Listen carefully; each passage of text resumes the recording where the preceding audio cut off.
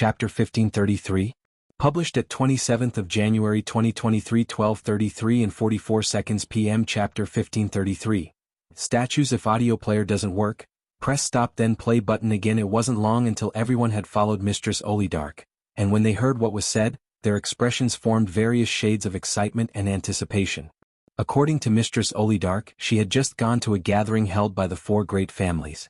At this meeting, all classified families and organizations were tasked with mandatory attendance to a second gathering, this one designed for what they called a future investment.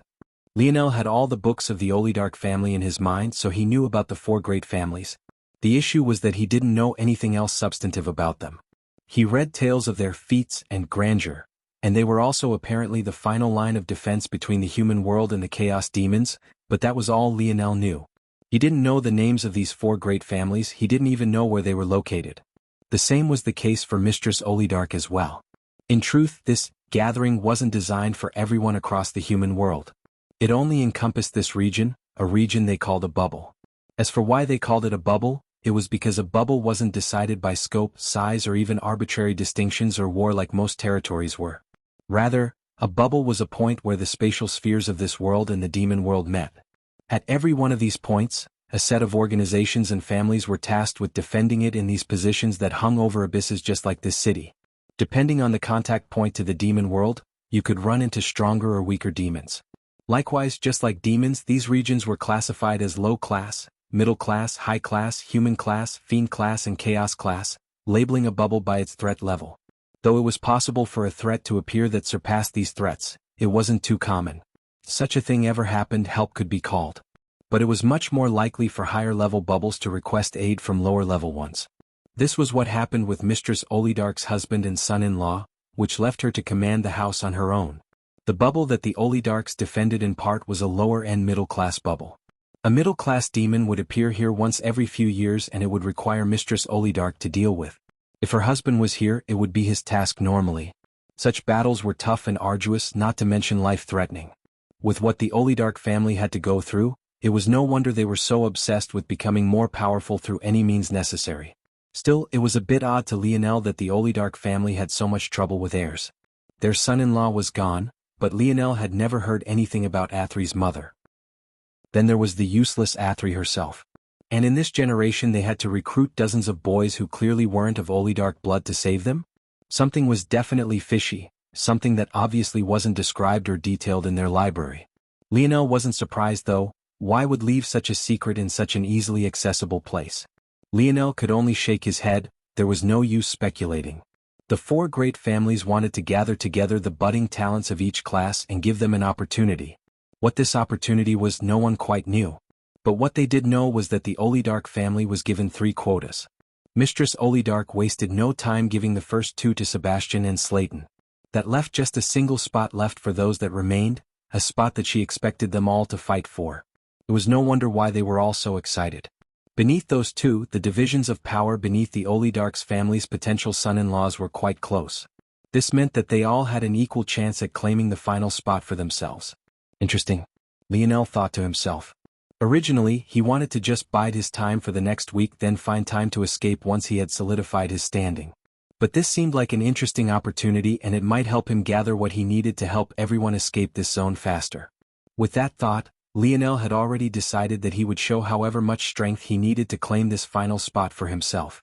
Clearly, Mistress Olidark already expected him to do so. If it wasn't for his rudeness, she might have directly given it to him to begin with. This battle will be a battle royale. Fights against demons will never be organized, and when in their world you must always remain alert. Show me you awareness and resourcefulness. Clear the grounds, she bellowed. The elders, Mistress Olidark, and the mischievous Athri all moved back, giving the 20 or so young men who remained enough space to battle. Just as she was about to signal the start, Sebastian suddenly spoke again. You had such a powerful breakthrough into the 6th star and you're equally as arrogant. I hope that you don't disappoint me. Sebastian's words seemed like he was levying a challenge toward Lionel, but what he was really doing was reminding everyone of the forcefulness of Lionel's breakthrough.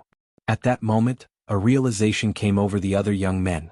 They had felt that their odds were relatively equal before, but remembering what had happened the last couple weeks, they felt that they had almost missed something huge. Their greatest threat might very well be this young man they knew so little about. On top of that, Mistress's Olidark had actually tolerated his disrespect and didn't say anything. With the mistress' temper, they would have been skinned alive for less. Suddenly, several intents locked onto Lionel. Mistress Olidark didn't say a word, but her gaze flickered with amusement. She still expected Lionel to win, but making him work harder wasn't a bad result either. He just might restrain himself a bit. Begin. Her voice descended as she signaled the start of the battle. However, what they didn't notice until this moment was that Lionel's hands were still lazily in his pockets, a light smile on his face. Even as a wave of young men suddenly surged toward him, he only light raised his foot and pressed it down. At that moment, a wave of blue energy rippled out like a tsunami. When it cleared, the only one who remained standing was Lionel. Well, there were others standing as well, about 20 ice statues worth. Chapter 1534. Published at 27th of January 2023 12:33 and 42 seconds p.m. Chapter 1534. Bronze. If audio player doesn't work, press stop then play button again. Lionel sat in silence, his legs crossed and his mind focused as though he relished in an awkward atmosphere. Currently, the group was on the back of an enormous flying bird, likely the largest creature that Lionel had ever seen, with a wingspan of at least 50 meters. There were 3 boxes strapped to the back of this bird in a line down its spine, and one of these boxes was shared by Lionel, Slayton and Sebastian. Of his interactions with these people, all of them had been hostile. First he had a clash with Slayton about the unicorn demon corpse. And then there was the clash with Sebastian twice regarding things that were quite frankly small matters in Lionel's eyes. Slayton was an odd one. He continued to smile and hum as though nothing at all had happened. He had even pleasantly chatted with Lionel earlier as though he couldn't remember a thing. Though, to his surprise, Lionel seemed able to smile and talk as though nothing at all had happened as well, something that was quite rare among youths his age that he had met. The one who was truly making the atmosphere awkward was Sebastian, whose temper was nowhere near as amiable. He seemed to want to swallow Lionel alive, but unfortunately there wasn't much he could do at all. If he killed Lionel, he wouldn't just be fulfilling his wish, but he would be offending Mistress Olidark. If the Olidark family showed up without 3 seeds, what would the people say? The prestige of a family was far too important. It saved them from a lot of the infighting that might happen. Even if those that challenged you were ants and easily dealt with, if you constantly had to deal with such things again and again and again, then it would eventually wear down your resources as a family. As such, prestige and looking impregnable, at least from the outside, was very important. It saved the family experts resources and time. This way you could put everything toward the real threats. Sebastian was an obedient dog of the Olidarks. How could he not place their well-being first? Right this moment, though, Lionel didn't care much about Sebastian's state of might. He was more so thinking about the size of this bird. Just how could such a large creature exist?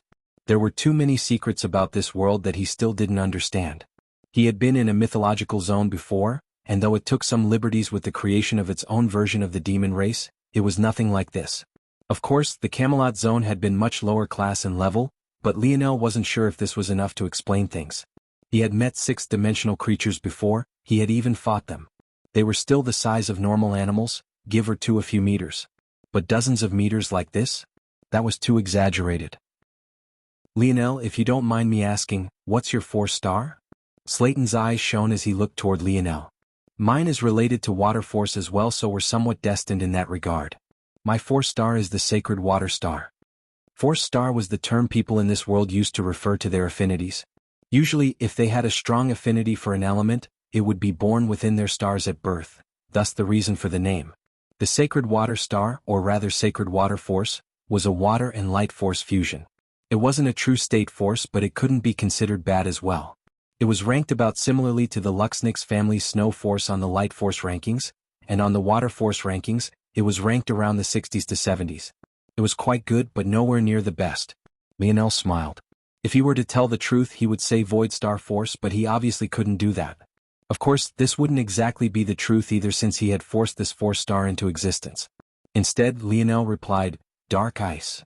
Slayton's brows jumped. This wasn't because Lionel's 4-star was powerful, but rather because it was the direct opposite.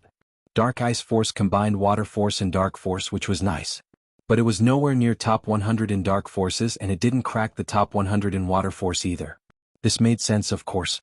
The Dark Ice, or that Lionel used to form the foundation for this, was a 5th-dimensional ore. It was only made somewhat more powerful by Lionel fusing it with evolution ores. Since it could naturally exist in a fifth-dimensional state, its power was definitely lacking. This was why Slayton was so shocked. How could such a low-level force possibly create such a strong effect? Slayton couldn't help but inwardly narrow his eyes. Was Lionel lying to him? Or was he telling the truth and had other secrets? Sebastian snorted at that moment, clearly taking the opportunity to look down on Lionel. Even if he had thought of what Slayton had, so what? It made him feel better to do things like this. What these two didn't know was that any force in a large enough quantity and concentration could have miraculous effects. Under the boost given to his water force affinity by his two newly formed stars, the amount of dark ice force Lionel could use was astronomical. Weak or not, when it was concentrated to a point, even a powerful enemy would suffer. At that moment, the three felt the bird descending with great speed. Just minutes later, it touched the ground, jolting the box carriage they sat in. By a tacit agreement, the three stood all at once, stepping out to be hit with a wall of noise. All sorts of creatures and people could be found around, each seemingly from another middle-class power and many with strengths that made even Sebastian's brow furrow. Up ahead, there was a city with enormous bronze walls that towered hundreds of meters into the sky. It almost felt as though a giant had dropped a brass ring into an ant colony, and now they were all forced to look up at it in awe. There was no doubt that this was their destination, the location even a bird with a 50-meter wingspan hadn't dared fly into. Chapter 1535. Published at 27th of January 2023, 12:33 and 41 seconds p.m. Chapter 1535. Fardan, if audio player doesn't work, press stop then play button again. Lionel's eyes sparkled. The last time he had felt this level of awe was when he faced the gates of the Void Palace. Though he could only remember feeling it 4 times in his lifetime. The first time was when he faced the walls of Valiant City. The second time was when he saw the capital of Earth. The third time was when he laid eyes on the vital star of the Dimensional Cleanse trial. And the final was, of course, when he saw the Void Palace. Lionel had seen a lot by now and it took greater and greater feats to shock him, but this definitely met the necessary criteria. Maltalia? Ho, I didn't expect that your oligarch family would actually show its face. A chuckling hoarse feminine voice caught Lionel's attention, but he didn't bother to look over. It was clear that this person had ill will for the oligarch family, or maybe there was a rivalry of sorts, but Lionel didn't care about the face or prestige of the oligarch family, and he certainly wouldn't be stepping in to help them protect it. Regardless of Lionel's reaction, though, an older woman sauntered over, wearing a dress that was maybe much too modern for her age. It clung to her chest, hips and waist, leading down to a slit that revealed her right leg and the tall heels she was wearing. Though, despite the fact her style of dress didn't quite match her age, one had to admit that she was still quite the beauty all things considered. Despite the clearly venomous words she was speaking, her smile was still elegant and refined as 3 youths followed to her back. While Lionel didn't pay much attention to the interaction, he did take a look at where they had come from. However, when he didn't find anything of interest outside of another oversized beast, he turned back.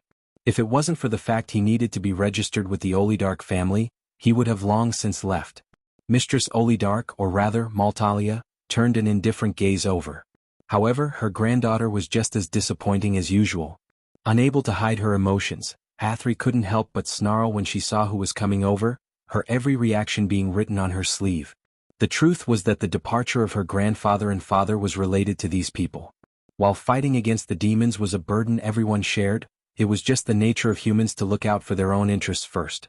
They had their own families to protect, their own lands, their own resources. They wouldn't easily leave their territory unless they were forced to. Such a thing was usually decided on a rotation or by a lottery where the winner was actually the loser. In addition to this, there were, of course, some placements that were better than others. Years ago, it was under the machination of this Fardan family that the 2 pillars of the oligarch family were shipped away to a high-class bubble that was being overrun. Since then they hadn't been heard from. The interference between clashing points in space and bubbles made it difficult to communicate over long distances, especially when it was a separation between a large divide like middle and high class. The only family that didn't seem to have any limits on their communication at all were the 4 great families. Kavir Fardan chuckled when she saw Athri's reaction, a girl to her back looking toward the useless heiress with a look of clear derision. Words probably couldn't explain how much she looked down upon this flower in a vase. "We don't welcome you here, you may leave." Mistress Oligarch had, at first, planned to display nonchalance and indifference, but her granddaughter's reaction made keeping that facade difficult. As such, she could only calmly say these words. However, it was as though Mistress Fardan hadn't heard them at all. Maltalia, I see you've come within quite a few weeks. I assume that your precious granddaughter is participating? Athri's expression wavered with some apprehension. Not only did she know that the answer was no, but she actually showed a hint of fear at the prospect. It was hard to imagine that there could be a woman more useless. Who is participating for my Olidark family has nothing to do with you. Mistress Olidark was beginning to lose her patience, but Mistress Fardan only continued to laugh lightly. So these boys? I remember that your family's men didn't have strong seed so they could only birth weak women, so these must be the new recruits you've scrounged up? A few more impotent orphans to birth more weak women for your family? How long do you think that cycle can continue? Mistress Olidark's expression darkened. Sebastian looked as though his head was about to fly from his shoulders when he heard this, but Slayton continued to smile without a word. He didn't seem to be capable of reacting with anything else.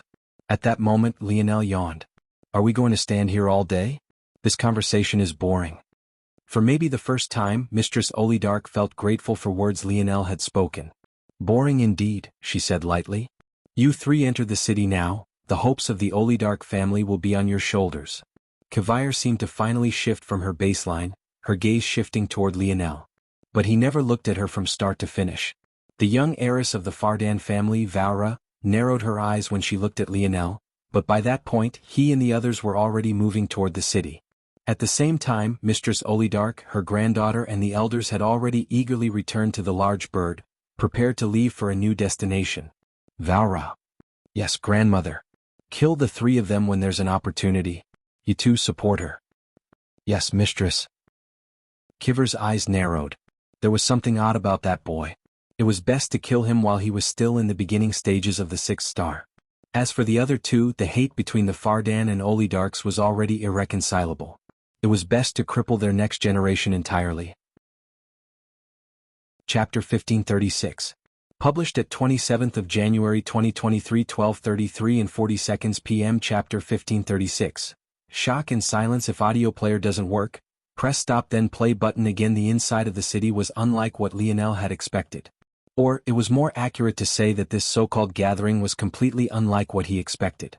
He could sense several force arts in the surroundings designed purely for monitoring. This meant that they were being watched from all sides. Lionel concluded that since Mistress Olidark and the others hadn't followed them into the city, they were using this method instead to check for progress. Lionel had expected a tournament of some sort, but what he got instead was probably akin to hell on earth. When they entered the city, they found themselves enveloped by a bubble of energy. All around them was what looked like a normal city with stores, residences and even sky rises. However, the issue was that all of these things were surrounded by demons. Every group that entered the city was given a protective bubble of energy and could only watch in horror as large numbers of demons tried to scratch and claw at them, only to fail. It suddenly became very obvious that this protective bubble and the tall city walls didn't exist to protect those from the outside from coming in. Rather, it was the exact opposite. They were designed to keep these demons in. In fact, when Lionel turned back, he couldn't even see the city walls any longer. Just like when he had entered the demon world, it was as though he had entered an all-new space completely separate from the outside world. At that moment, an automated message played in Lionel's mind explaining the proceedings. Then, with an unceremonious pop, his energy bubble vanished and he was dropped into a sea of demons. Lionel raised an eyebrow as several demons swept at him. They were clearly only low-class demons and didn't pose much of a threat to him, but there were several others around Lionel who were instantly overwhelmed, being unceremoniously shredded to pieces. Lionel dodged out of the way of a claw and stepped forward at the same time. His arm shot forward parallel to the arm of a wolf-man demon and his fingers tapped its forehead. In one moment the wolf-man was just fine, but in the next, its head was shredded to pieces. It was as though Lionel didn't need to try to kill low-class demons in the slightest. The strongest demon Lionel had faced until this point was the unicorn demon, and it was a middle low-class demon. Back then he had been forced to use 30% of strength. And, against the lower low-class demons he probably had to use 10%. Now, against the lower low-class demon he didn't even have to bring out his spear, let alone use so much strength. According to the voice that Lionel had just heard, the city was actually divided into bubble classes. Because they were middle-class participants, they were directly transported to the middle-class region. This city was filled with nothing but participants, and demons were their currency. Only by killing demons could they buy safety, rest, food and resources. In addition, if they performed extremely well, rather than just making enough to survive until the time period, they could exchange exactly this currency they had made for special prizes that would bolster their strength. The names of the participants would be ranked on a leaderboard, and the cities with the best performing triplet teams would gain prizes directly from the four great families. These were the rewards the cities and the families that controlled them were most looking forward to. These prizes would include relief from the great families, immunity from lottery draws to be drafted to needed areas, and a larger quota of resources for the next coming years. It was the first time that the four great families were doing such a thing, but even if it was the first time, it made those hopefuls no less wanting. It was no wonder Mistress Olidark was willing to swallow her grievances and put forward the best candidates. If she could bring her husband and son-in-law back home, then suffering a small bit of disrespect from Lionel wasn't a big deal at all. Lionel's eyes glowed. As expected, this was a great opportunity. The prizes the cities would get weren't intriguing to him. After all, they were designed to only be useful to large powers to begin with. The prizes that he could earn himself by using and spending his demon points was a different matter entirely. Lionel completely ignored Slayton and Sebastian, not even trying to team up with them like the other groups had. He had no interest in such things, they would only drag him down. In addition, there was very clearly a hidden rule here that most would be eyeing. Killing demons would get your demon points, but so would killing those with the demon points to begin with. Lionel had no way of knowing what Mistress Olidark had secretly whispered into their ears, but he had no plans to give his back to these people to protect. Lionel didn't believe for an instant that Mistress Olidark had left him in the dark about the rules by accident. Lionel's absolute spear domain flourished to life, shredding apart every demon that stepped within 5 meters of him. His pace of killing was mind-numbing. In just a few seconds he had already left those that had spawned with him in the dust. There was something else about these rules that greatly intrigued Lionel as his ranking quickly shot up. It emphasized that he had been spawned into the middle-class region. Did that mean that there was a chance to exchange his demon points to enter a higher region? And if there was, he had a feeling that there would be even better prizes to exchange for there. In a location high in the sky, floating in a cloud above, a gathering of elders, family heads and organization heads came together. Several leaderboards could be seen and various groups found their own and intently focused on it. Best on the side, several screens of live action played, but they mostly focused on high rankers or interesting life and death situations. When the new arrivals came without pause, they all moved forward to greet the same man sitting high on a throne. He had a head of vibrant blue hair and just as blue eyes, his aura wafting outward in suffocating waves. Everything about his air screams majestic and mighty, not to mention impregnable. Mistress Olidark bowed lowly and paid her respects. After a few seconds she raised her head and turned away. The man never acknowledged any of them, but this was already to be expected. What wasn't expected, though, was that if Lionel was here he would have been shocked and silent. His mind would spin, unable to quite compute what he was seeing. Whether it was the hair, the eyes, even down the exact aura, this man was a perfect replica. It was impossible for it to be a coincidence. But the question was, what was a member of the Aderna family of Earth doing in a mythological zone like this? Chapter 1537. Published at 27th of January 2023 12:33 and 38 seconds p.m. Chapter 1537. Next victim. If audio player doesn't work, press stop then play button again. There were over 30,000 participants in the middle class sector from over 10,000 cities, families and organizations. Maybe it was because the great families didn't care for the lower classes all that much, or maybe they just couldn't be bothered to care about perfect fairness, but Lionel and the others had only entered after already about 80% of the coming participants had done so. Even so, in just a few seconds, Lionel leapt through thousands of ranks from lower than 32,000 all the way up to 19,000. He wasn't the first to have such an enormous leap among the middle classes, but this was still large enough of a leap to cause one of the many monitors to suddenly focus on him. Mistress Olidark and the others who were paying a great amount of attention to the middle class immediately spotted this. But when they saw that Lionel was alone, unlike most of the others, their expressions immediately became ugly. This was the middle class sector. Even though the front was loaded with lower-class demons, it wouldn't remain like this for long. Very quickly, Lionel would run into middle-lower-class demons and higher. Eventually, true middle-class demons would appear and a single group wouldn't be enough. Mistress Olidark's face went completely dark. She knew why Lionel had done this. He didn't trust Sebastian or Slayton. It wasn't that she hadn't thought of this possibility, but she thought that in choosing between a potential risk to his life and a certain death, Lionel would choose the former. Anyone would choose the former. It seemed, though, that she had underestimated Lionel's stubbornness. Things would still be fine if only Lionel died, but now that he was gone it left the other two vulnerable. It was very likely that because of one Lionel, her whole oligarch family would be ruined. Back in the sector, Sebastian and Slayton were already gritting their teeth. Even the usually calm and smiling Slayton had a gaze that dimmed a considerable amount. They had tried to call out to Lionel, but it was as though he hadn't heard a single word they said. The unfortunate truth was that Lionel was right to directly ignore them. Mistress Olidark had already informed them that once the events died down and they secured a safe house, that they were to find a chance to directly kill Lionel and take his point. In fact, Slayton had put in a little extra effort to get closer to Lionel as well during the ride here. However, neither expected that Lionel would disregard his own safety to spite them. It was like Lionel was dragging them toward death. If he was going to die, then they could all die together. Sebastian and Slayton both turned serious as they felt a subtle trio of gazes land on them. They didn't need to look over to know that it was the Fardan family participants. The two were still talents in their own rights and they immediately understood the situation they were in. They didn't even dare to allow the Fardans to realize they had noticed their intent, feigning ignorance. It was best to remain as far away from open hostility until they could settle down. Their gazes flashed with a cold light as they looked off toward where Lionel had disappeared before buckling down and fending off the wave of demons. They weren't as foolish as Lionel, they knew how important it was to conserve their strength. Lionel shot through the demons, his spear force shredding everything in its path. He could already guess what all of them were thinking, but he didn't mind it. In fact, he found it a bit amusing. Stamina? With how well his vital stars and Dreamforce stars worked now, he would probably grow bored of even a life and death struggle before his stamina gave way. Plus, even if that wasn't the case, he was hardly using any of his strength right now, which also meant that Mistress Olidark's worries about middle-class demons would also fall on deaf ears. Lionel's goal wasn't even this place. If the middle-class sector didn't have what he needed, he would kill enough demons to exchange a pass to enter the high-class sector. If that wasn't enough, he would enter the human-class sector. As far as he was concerned, there was nothing here that could threaten him.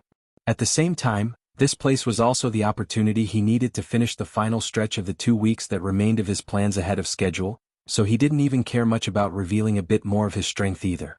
Regardless, after he left this place he wouldn't be returning to the Olidark family. 1 point per 5 lower low-class demons, 1 per 2 middle low-class demons and 1 per higher low-class demon. The numbers could get annoying, it would be better to target middle-class demons. P1E's Visiti, Nov 1B in. Any? T. There was a huge jump for middle-class demons, 10 demon points for lower, 100 for middle and 1000 for higher. That was where the big money was, and it was also probably why Lionel's jump in rankings was so slow after he crossed below the 20,000 mark. Ah, that's where you've been hiding. A smile spread across Lionel's face as he spotted his first middle-class demon. Those that had been watching in a cloud above the city wore weird expressions. Many who had a relationship with the Olidark family had already made the connection since the name Lionel Olidark was on display for all to see. Those who had good relationships with the family looked toward the mistress with pitying expressions, but many more laughed and sneered. Didn't it show a lack of foresight to allow such a youth to participate in such an important event? But it wasn't long before those smiles froze. Lionel shot toward the low-middle-class demon like a bulldozer. He didn't even levy an attack, just letting his absolute spear domain rip it apart. Flesh worth its weight in gold fell to the ground in a rain, but Lionel didn't seem to care about it in the slightest. He shot forward, looking for his next victim as though nothing had happened. Chapter 1538. Published at 27th of January 2023, 12:33 and 36 seconds p.m. Chapter 1538. Sky rises if audio player doesn't work. Press stop then play button again. Mistress Olidark stood frozen. After a long while, she released a self-deprecating laugh. She realized right then that one way or another the Olidark family was finished. She had underestimated Lionel. With this level of talent, how could the Morales family not have been at least a high-class family? In that case, so long as Lionel rose high enough, he would catch the attention of the enemies that had destroyed it. Once they saw the name Olidark, even if they didn't act now, in the future her family would find itself facing an unknown behemoth. Even if by some miracle Lionel passed under the radar, overperforming to this extent would net him too much power. With Lionel's personality, he would hesitate to betray them and come back in the future for revenge. And to make matters even worse, even if Lionel was still overestimating himself and he ended up dying, Sebastian and Slayton weren't far from following in his footsteps. One way or another, no matter how she flipped and analyzed it, they were finished. Lionel zipped around, finding every middle-class demon he could and shredding them to pieces. His ranking continued to shoot up by large strides, from 19,000 to 15,000, and then from 15,000 to 12,000. It had only been several minutes since he entered, but he had already accumulated over 300 demon points. The city is so large it feels like a world of its own. Before I make any other moves, I should check these shops to see what's going on. Lionel chose a random shop, blasted the demons around away and tried to enter. Immediately he was greeted with a message. It told him the level of the shop, the entry fee, and how long he could stay inside. This was the lowest level shop, but it still cost 3 demon points just to enter. You would have to kill 15 lower class demons just for the right to enter a low-level shop for 15 minutes. Could be said that this was definitely a hell on earth. If Lionel had entered this place before entering the 6th dimension, he would definitely be struggling with these requirements. It required so much just to enter, so how much would the things inside cost? The first shop Lionel entered was actually an exchange. It could convert demon corpses into force pills that could have a myriad of effects. Some gave temporary boosts in strength, some healed injuries, and some could have small but permanent effects on your power. P1E's Visiti, Nov 1B in. This was just the lowest level shop, so it could only do this for low-class demons. Lionel exited the shop after he was done and continued on his killing spree until he found another to enter, checking them all one by one. As he entered these shops, Lionel's rank didn't fall. If one had to choose between spending their points or hoarding them, there wouldn't be much of a benefit to families. Instead, spent points and hoarded points split into 2 categories. At the end of the event, hoarded points would be increased by 50% while spent points would be worth the same. That was the only incentive to hoard your points. That said, most would choose to spend when they had a chance in the beginning to strengthen themselves as much as possible, and then during the final days go all out to gather as many hoarded points as possible. After an analysis, Lionel split the shop into several categories. The first shop was a conversion-type shop, essentially helping one to gain even more benefits from their demon hunting. The second shop type was the weapon shop, the third was the technique shop, the fourth was resource shops, and the final was the healing shop. These were all the lowest class though. As Lionel moved up, he finally crossed a threshold. Not only were there more middle-class demons, but this was the point where residents or safe houses appeared. The lowest level of safe house only allowed you to enter and rest for a certain period of time. The higher the class, the more benefits and amenities there were. Many provided food, at a higher level they doubled as healing shops, and at the highest they even came with large concentrations of force that allowed you to increase your strength. This final level, though, was only left to the sky rises in the distance, which would be considered Lionel's main goal. The resource shops that Lionel had seen until now didn't have anything that moved them. They had low-class herbs and ores, but nothing on the list of things Lionel needed. The last chance Lionel had were the sky rises. If they didn't have it, he would definitely need to buckle down and gather the 100,000 demon points he would need to enter the high class. By the time Lionel made it, he had already entered the top 1,000, forcing the middle-class leaders into a state of numbness as they stared ahead. However, the higher he climbed, the more despair Mistress Olidark felt. She sank into her seat, her face a ghastly sheen of white and her wrinkled hands trembling. A lack of stamina? Even after an hour, Lionel hadn't sweat even a single bead. Worry about middle-class demons? Shouldn't they be worried about him? Everything from earlier seemed so laughable. Lionel shot into the first sky rise, paying the 1,000 demon point fee and gaining a day-long entry. He looked around, finding several gazes suddenly landing on him. The elite of the middle-class cities were surprised by a new entry, especially since they didn't recognize who he was. But Lionel didn't care for them even a bit. He was on a time crunch. This event wouldn't last forever, so he had to do his best with the time he had. Without hesitation, he entered the first shop, his gaze sharpening as he scanned the items one by one. Chapter 1539. Published at 27th of January 2023 12:33 and 34 seconds p.m. Chapter 1539. Top prize: if audio player doesn't work, press stop then play button. Again, the items here were most definitely better than what he could find outside, and the refinement shops could refine even high-class demons, not that you'd find any here. But the breathing room still allowed for the force pills you received in return to be of higher quality and greater yield. Lionel was absolutely certain that this was at least a gold-grade zone, or else there wouldn't be so many powerful individuals here. So, he was also certain that he could take things out as well even if it wasn't a unique zone, not that he was quite certain of this either. As such, Lionel wasn't just on the lookout for the materials he needed, but he was also looking for things that might be of interest to him. In a mythological zone like this one, not only were there bound to be a new magic system, but there would also be new technologies the real world wouldn't have. For example, Camelot had used crystal balls to store and exchange information. Although the Void Palace had something similar with their pendants, it still wasn't exactly the same. Plus, it also had to be considered that Camelot's zone was very low level compared to the Void Palace. The fact they could form even a similar technology was highly impressive. And it confirmed that a high-level zone like this one would most definitely have something even more impressive. Lionel just needed to find it. Lionel chose to ignore the refinement shops for now, as demons of this level weren't very useful to him. He had already simulated it, and his body was much too powerful to benefit even from these higher yield force pills. It would likely require one refined from the body of a human-class demon before there was any substantial change. Techniques also weren't very interesting to Lionel. With his grandfather's methods, he didn't feel the need to focus on them. He could create his own with combinations of words. In addition, one day he'd be able to reclaim the segmented cube, so the techniques hidden within the bronze tablet would supplement his starry-tailed fox lineage factor. This was all on top of the fact the Morales family had a copious amount of techniques perfect for their lineage factor, not to mention Lionel's self-created star fusion. And of course, Lionel had learned his lesson. He no longer felt like it was right to bother with other force accumulation techniques when Dimensional Cleanse had so many secrets that he had yet to tap into. So Lionel focused mainly on resources. He was also in great need of a top-class bow and arrows. Nothing on the first floor met his standards, so he immediately went up, paying the fees without batting an eye. If there was anything that he couldn't afford, he would simply go back and earn the demon points he needed to exchange for it. The geniuses on the first floor couldn't help but look toward one another. Even they felt the pinch shooting up like floors like that. That was why they had stayed on the first floor to rest. But Lionel had just entered and didn't even hesitate. Check the rankings. Are there any names you don't recognize? P1E's Vizzy T, Nov 1B in. There at 671st, Olidark? That family that can't produce any heirs? That should be him, but it's not adding up.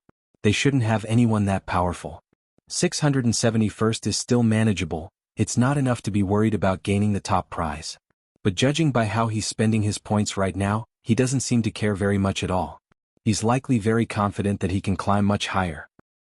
He came alone and he's completely uninjured. He's definitely a threat. The gazes of the geniuses grew serious.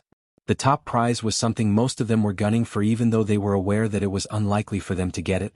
The idea of one more competitor left them uneasy, especially since the context clues seemed to tell them that Lionel was formidable.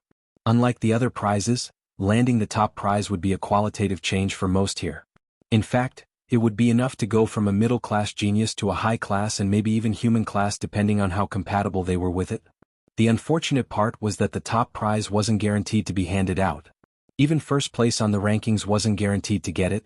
In order to land the prize, what you needed wasn't points, you needed a certain percentage of kills. Eventually, the demons would stop spawning once all participants were present and all of the low-class demons had been cleared. A number would appear. For their middle-class region, the only way to land the prize was to be personally responsible for the death of 10% of the demons. 10%. There were easily hundreds of thousands of demons in this city with them. The idea of killing such a number of middle-class demons on your own was absolutely ridiculous. Many could only curse the great families in their hearts, but they still kept their thoughts to themselves. Who dared to speak ill of the great families in their world? Doing so was tantamount to suicide. The shield that protected them from chaos demons wasn't to be blasphemed. Lionel didn't have any idea about what the youths were talking about. Because Mistress Olidark had kept him in the dark about a lot of things, he only really understood the basic rules that the automated voice had spoken into his mind. However, he still quickly jumped from shop to shop until he found a decent enough bow that he exchanged 10,000 demon points for. This so-called decent bow was actually exceptionally powerful. It was just that after using the White Lion bow, Lionel's standards had shot up tremendously. Still, it was a great silver-grade bow that came with the function of self-created arrows with power based on how much bow force you poured into it. Under the confused gazes of the Olidark family who thought him to be a spearman, he strapped it to his back and ascended to the penthouse floor of the Sky Rise. But what he found there left him absolutely frozen in shock. A bronze tablet, shimmering behind a protective formation, hovered in the air. The words on its surface all too familiar to Lionel. Chapter 1540? Published at 27th of January 2023 12:33 and 32 seconds p.m. Chapter 1540. Uncertainty. If audio player doesn't work, press stop then play button again. A union of light and darkness will reveal the 12-pointed star. There was only one place that Lionel had seen these words before: the Luxnix family's bronze tablet. The very same bronze tablet that was responsible for the Luxnix family's lineage factor, that was responsible for Lionel's current starry-tailed fox lineage factor. However, this one was different. Completely different. It looked exactly the same. Had exactly the same words. Radiated the same colors. And yet Lionel had a nagging feeling in his heart that it wasn't the same at all, that it couldn't have been more different, that it was even directly opposite and opposing him. Lionel took a breath and exhaled, his expression returning to its baseline focused state. He knew in his heart that he had already decided to go all out for this tablet, even if it required delaying his movement toward the high class. It was simply too important. If Lionel was correct about this feeling, this tablet was the other half. It didn't provide the side of light, but rather, the side of darkness. Lionel had no idea why it would be here or how this world was related to the tablets, but the more he learned and found out, the more confused he became. Even his mind couldn't wrap around exactly what was happening. Lionel chose the only method he could and finally read the introduction. But to his disappointment, it didn't give him what he needed. However, after getting over his disappointment, Lionel's eyes glowed. According to the introduction, what you saw here would be whatever you needed the most. Apparently, what everyone saw here would be different to guarantee the quality and value of the top prize. The trouble was that after reading into the fine print, the prize wasn't guaranteed to be useful to you either. If you say, already had the lineage factor, the limitations of a middle-class top prize wouldn't allow you to gain the silver tablet you needed to continue. This meant that the best you could hope for here was a bronze tablet. But it was also curious for another reason. This didn't guarantee that Lionel would be able to use the tablet either. From his conversations with Wise Star Order, Lionel had learned that just having the tablet wasn't enough to gain the lineage factor within it. You had to have a certain level of affinity for it to begin with, only then would you be able to resonate with the tablet and gain what was within it. This was why you couldn't just immediately leap to the greatest lineage factor within the tablet, and it was also the reason why the likes of Miguel gained so much more than most others from meditating upon the tablet as well. Resonance mattered. Lionel was a bit unfortunate in this respect. This system seemed to register that this tablet would resonate well with him, but that was only because it happened to be a pair with its light force counterpart. And, since Lionel had already reached the peak of the lineage factors the Light Star Bronze tablet could give him, the system wouldn't give him that bronze tablet either. Lionel could make up for his lack of affinity with his divine armor, but he had already switched his aim once already. If he switched it again it would make his foundation shaky. And right now, Dark Force was only a secondary affinity he gained from his armor, making it even weaker. Lionel didn't believe he had the resonance necessary to make this tablet react to him at all. But it didn't matter, he definitely needed it.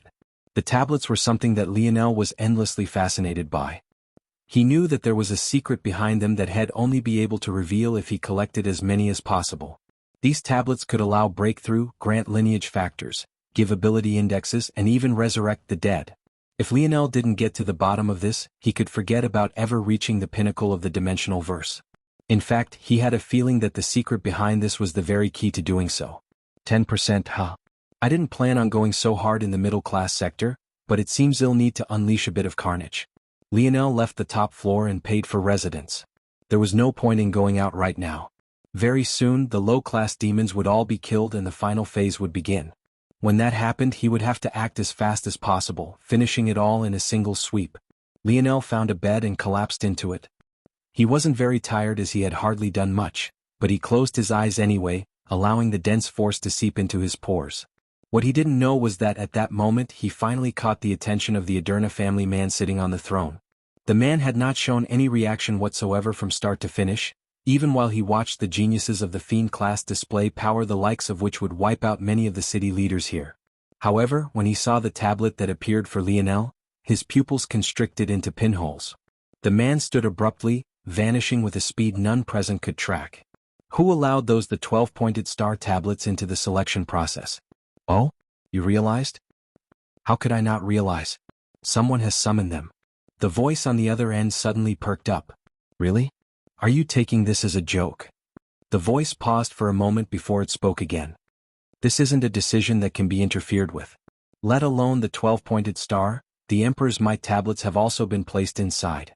The world has spent too long without these star forces and the chaos demons are growing more powerful. If they don't appear again soon, the human race will be finished. Do you take me for a fool? Who do you think destroyed them in the first place? Watch your tone.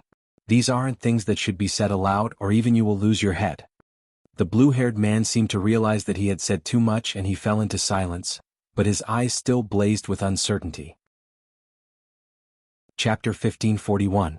Published at 27th of January 2023, 12:33 and 31 seconds p.m. Chapter 1541. A rain. If audio player doesn't work, press stop then play button again. Seeing the silence of the blue-haired man, the voice grew gentler. It was clear that whoever this individual of the Aderna family was, his standing was not small, or else the voice wouldn't even bother to show such courtesy. This isn't the only place we've allowed those tablets to spread, and we are currently heavily monitoring their activity. Some risks need to be taken. They were destroyed years ago because their threat was too enormous, but it's precisely their strength that we need now.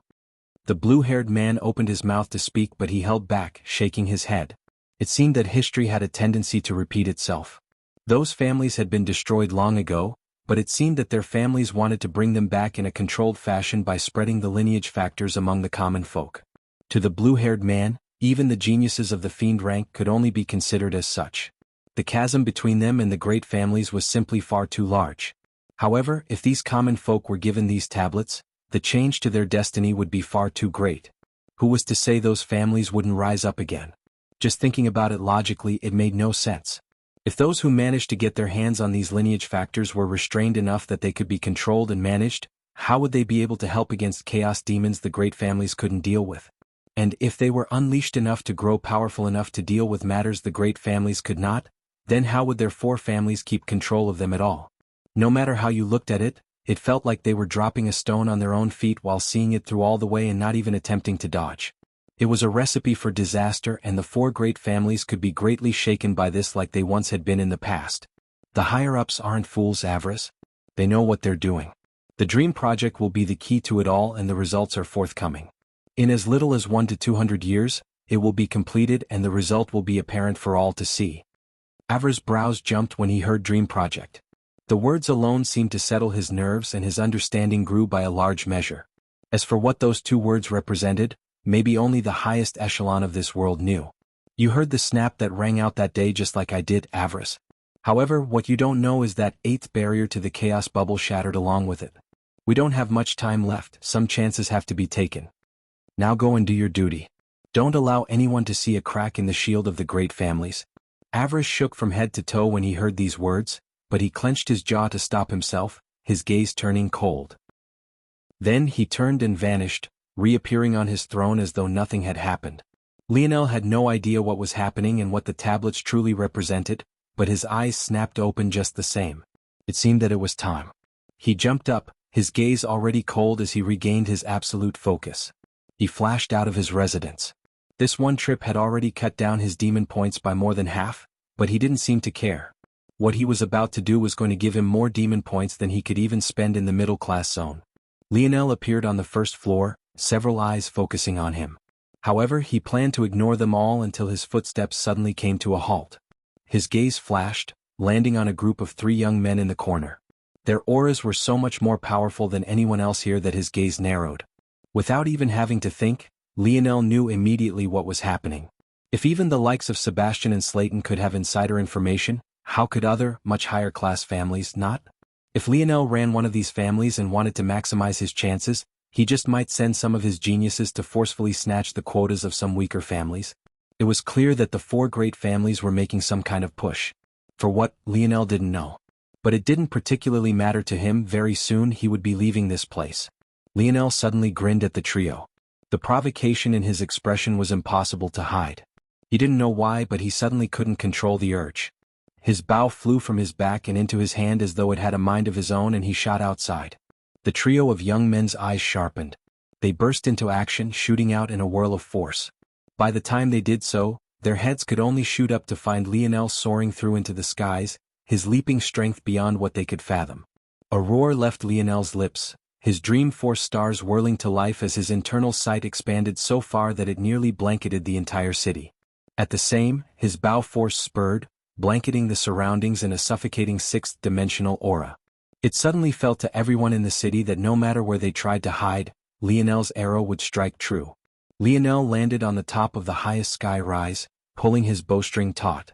The strength flooding through his body was unlike anything he had experienced before. This was the first time he would let loose a bit since he stepped foot into the sixth dimension. But the feeling of being able to use the full power of his bow force without restraint was what truly made him feel like he was walking on air. Those watching were soon to witness something they could never fathom. A violet tsunami of enlightened bow force gathered, forming an arrow so resplendent that it shone like the sun and so powerful it forced the air to quake. Lionel's stance suddenly shifted, pointing his bow straight up before releasing. Like a flashbang, the arrow reached its high point before exploding, a rain of thousands of arrows falling down like a rain. One by one, just as many middle-class demons were pierced through. Chapter 1542. Published at 27th of January 2023 12:33 and 29 seconds p.m. Chapter 1542.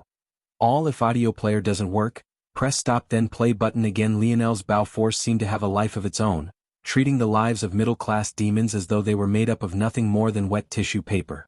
The feeling of finally being able to unleash his bow force without the support of external items made Lionel feel as though he was floating on a cloud. Every time he pulled his bowstring back, his grin grew wider and the light in his eyes only seemed to grow brighter. The eyes of the trio that had followed after him went wide and the elders that were watching fell into a deep silence. This was still just the middle class, but the power Lionel was displaying was clearly well beyond that. The challenge for the top prize wasn't meant to be cleared so easily. In fact, there was no guarantee that it would be claimed at all. If there was no one worthy, then the prize would simply return to the great families. It was that simple. However, at the pace Lionel was going, it looked as though he might succeed in as little as 10 minutes. And there was no one more clear about this than the youths below. The trio grit their teeth. Stop him. We'll have to kill him first, then secure the top prize. The moment one of them spoke what was already on their minds, they sprung into action, a flurry of lightning erupting around them. Lionel noticed their movement immediately, but he still launched 2 more shots into the air, slaughtering hundreds more. At that moment, the trio appeared around him in a triangular formation, arcs of lightning connecting them. They pressed their hands together, their eyes sparking with a golden light as they pushed out, 3 lightning lances forming around Lionel all at once. This formation was something that they had prepared to deal with large amounts of middle-class demons all at once. In fact, using this lightning would expose their true identities as being descendants of the high-class organization, the Lightning Lance Pavilion. However, it was clear that they didn't care. An open secret was still a secret. Everything had already been perfectly calculated. However, just when they thought they could skewer Lionel from 3 sides, his absolute spear domain appeared, shredding their lightning lances to pieces. It treated one of their most powerful attacks as though they were paper thin. Lionel's hair danced in the air, a cool smile on his face. He didn't even deem it necessary to use his ability index on these people. Right this moment he just wanted a bit of fun. His bow flashed, seemingly appearing on his back as though it had a mind on his own. With his free hand, he pierced forward with 2 fingers toward one of them. The moment his second hand recovered from putting his bow away, it too pierced forward. But the speed was so fast that it felt as though they had both acted simultaneously. Swift. The golden lines of spear force appeared before 2 of the trio in the blink of an eye. Their eyes could only widen, their hearts leaping into their throats. Lightning armor. The 2 roared out simultaneously, one blue armor and another colored more violet appearing. Bang! Bang! The 2 shot backward and off the roof of the sky rise, crashing into opposing buildings without the ability to stop themselves. Lionel's body had already completed a half spin before he even saw his attacks land, gathering the momentum into a strong punch that caused the air to pop. The 3rd member of the trio could only react in the very same way, his armor slightly tinged red. But he was sent flying backward just as easily. Lionel's body was so powerful that just the wind pressure of his strike alone made him cough up a mouthful of blood, and the force powering it nearly shattered his body apart. Lionel paused for a moment as the 3 shot through the city, their bodies wreaking havoc. Lightning armor? The name wasn't very unique and he had seen similar techniques before. But it felt so similar to his own divine armor. Of course it didn't use earth force. But everything from the runes to the converging system to form an armor seemed all too similar. In fact, each of them even had a slightly different tinge or color, showing that they could follow their own paths just like he could. Interesting. Lionel smiled. His bow appeared in his hand once again, his arrows becoming even faster. The terror he rained made it look like he was the demon rather than the other way around. He relished in it, a feeling unleashing in his heart that tinged his irises red. His white bow force seemed to become tinged by the crimson energy as well, becoming more forceful and more powerful. Every time one landed, it would be as though a landmine had imploded within there. Head would be shredded apart like watermelon, chest would be split open, and entire limbs and shoulders would vanish into a swirl of crimson, never to reform themselves again. The trios looked up, shattered glass, metal, brick and stone laying around them. Their gazes flashed with rage. A mere middle-class genius had done this to them?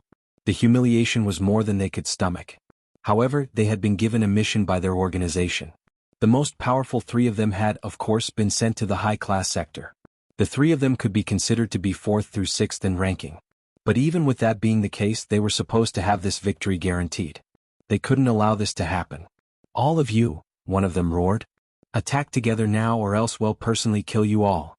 The roar shook the spectators awake, even those that were still struggling to make it toward the center of the city. When the Fardens, along with Sebastian and Slayton, saw who the target was, their eyes flashed and they shot forward along with everyone else. Chapter 1543, published at 27th of January 2023, 12:33 and 28 seconds p.m. Chapter 1543. Reconcilable if audio player doesn't work. Press stop then play button again. Lionel's eyes narrowed as he drew his bowstring back again. He didn't feel threatened. He could take these people out with just a bit more effort than he took out the middle-class demons. The problem was that he knew he was being monitored, and if he slaughtered all the geniuses of these organizations and families, leaving this place would be difficult.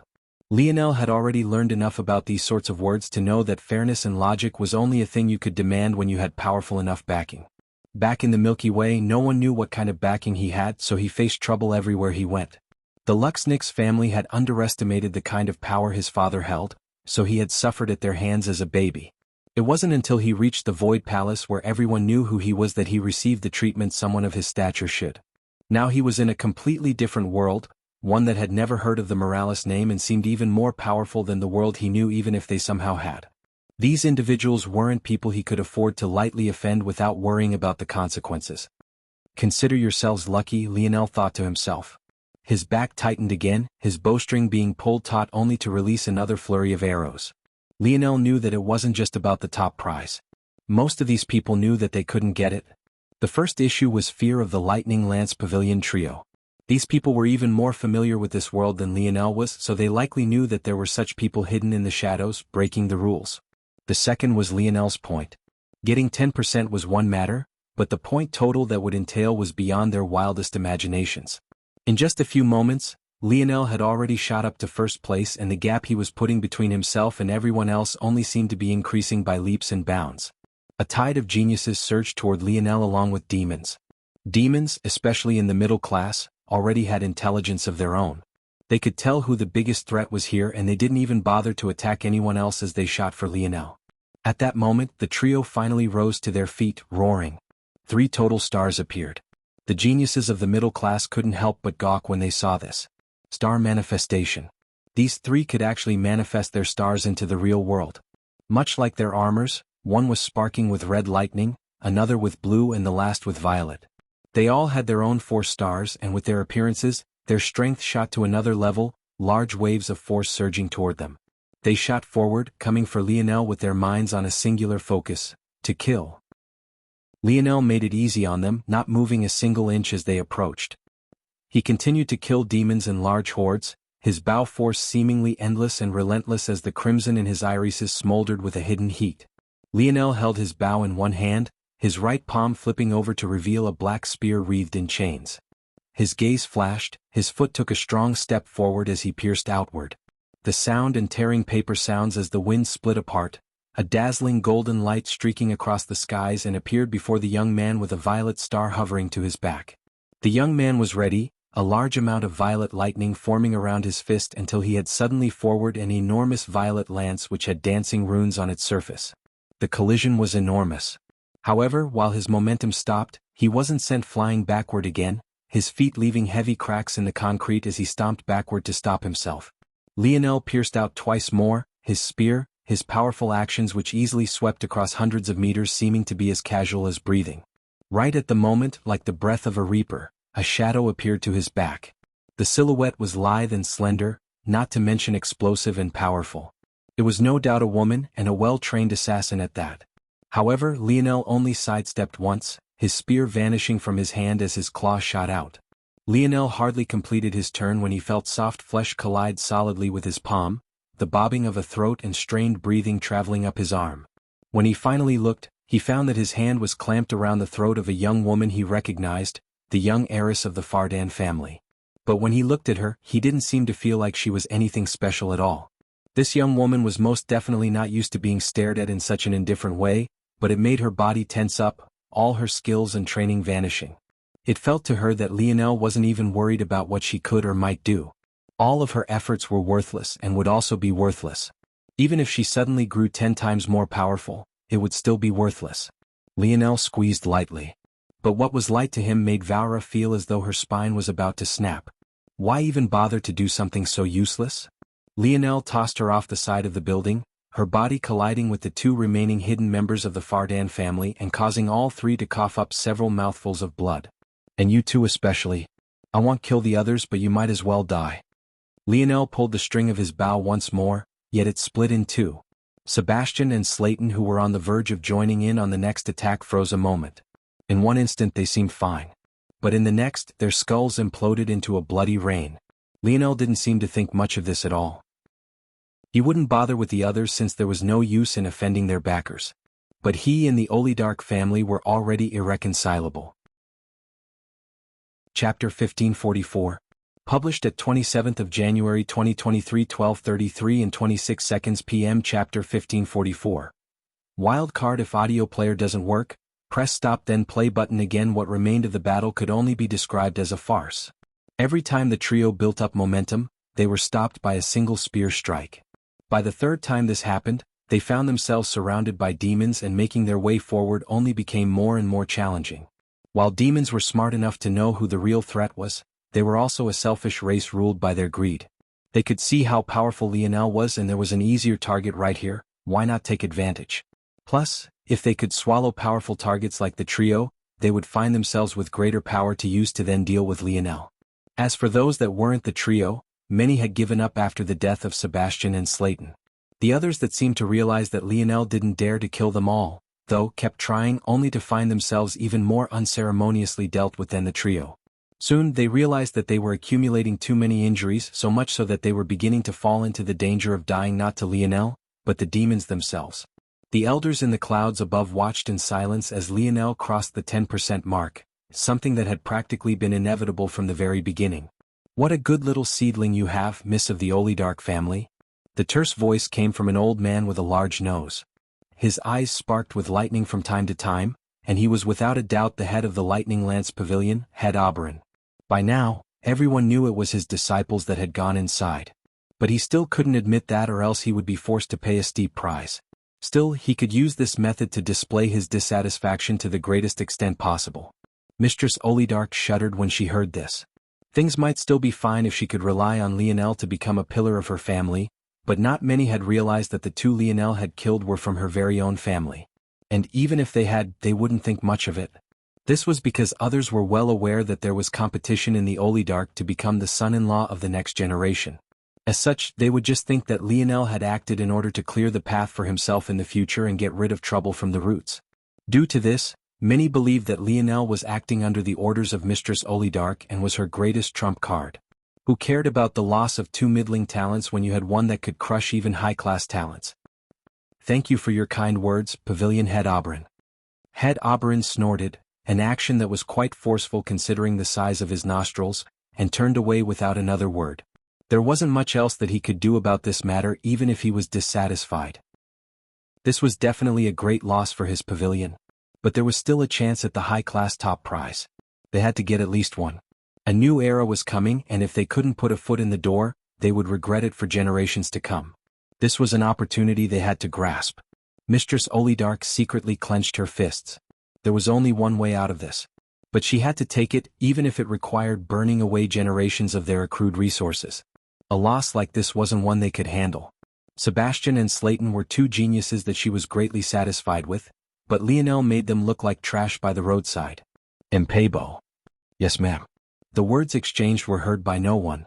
But when they were finished, Impebo's expression flickered before he slowly and respectfully left the cloud. He wasn't a member of the Aderna family, he could rudely display his strength here as he pleased. Lionel stood on the very top floor once again, his point total having climbed into the millions. However, the good thing about the top prize was that he didn't need to spend any of them. With a single reach forward with his hands, Lionel grabbed onto the bronze tablet, his body trembling. For some reason it felt good in his hands. Lionel hesitated for a moment but eventually shook his head. He couldn't waste any more time. The final phase of the other sectors had likely already started or were close to. If he lagged behind any more he would lose his chance.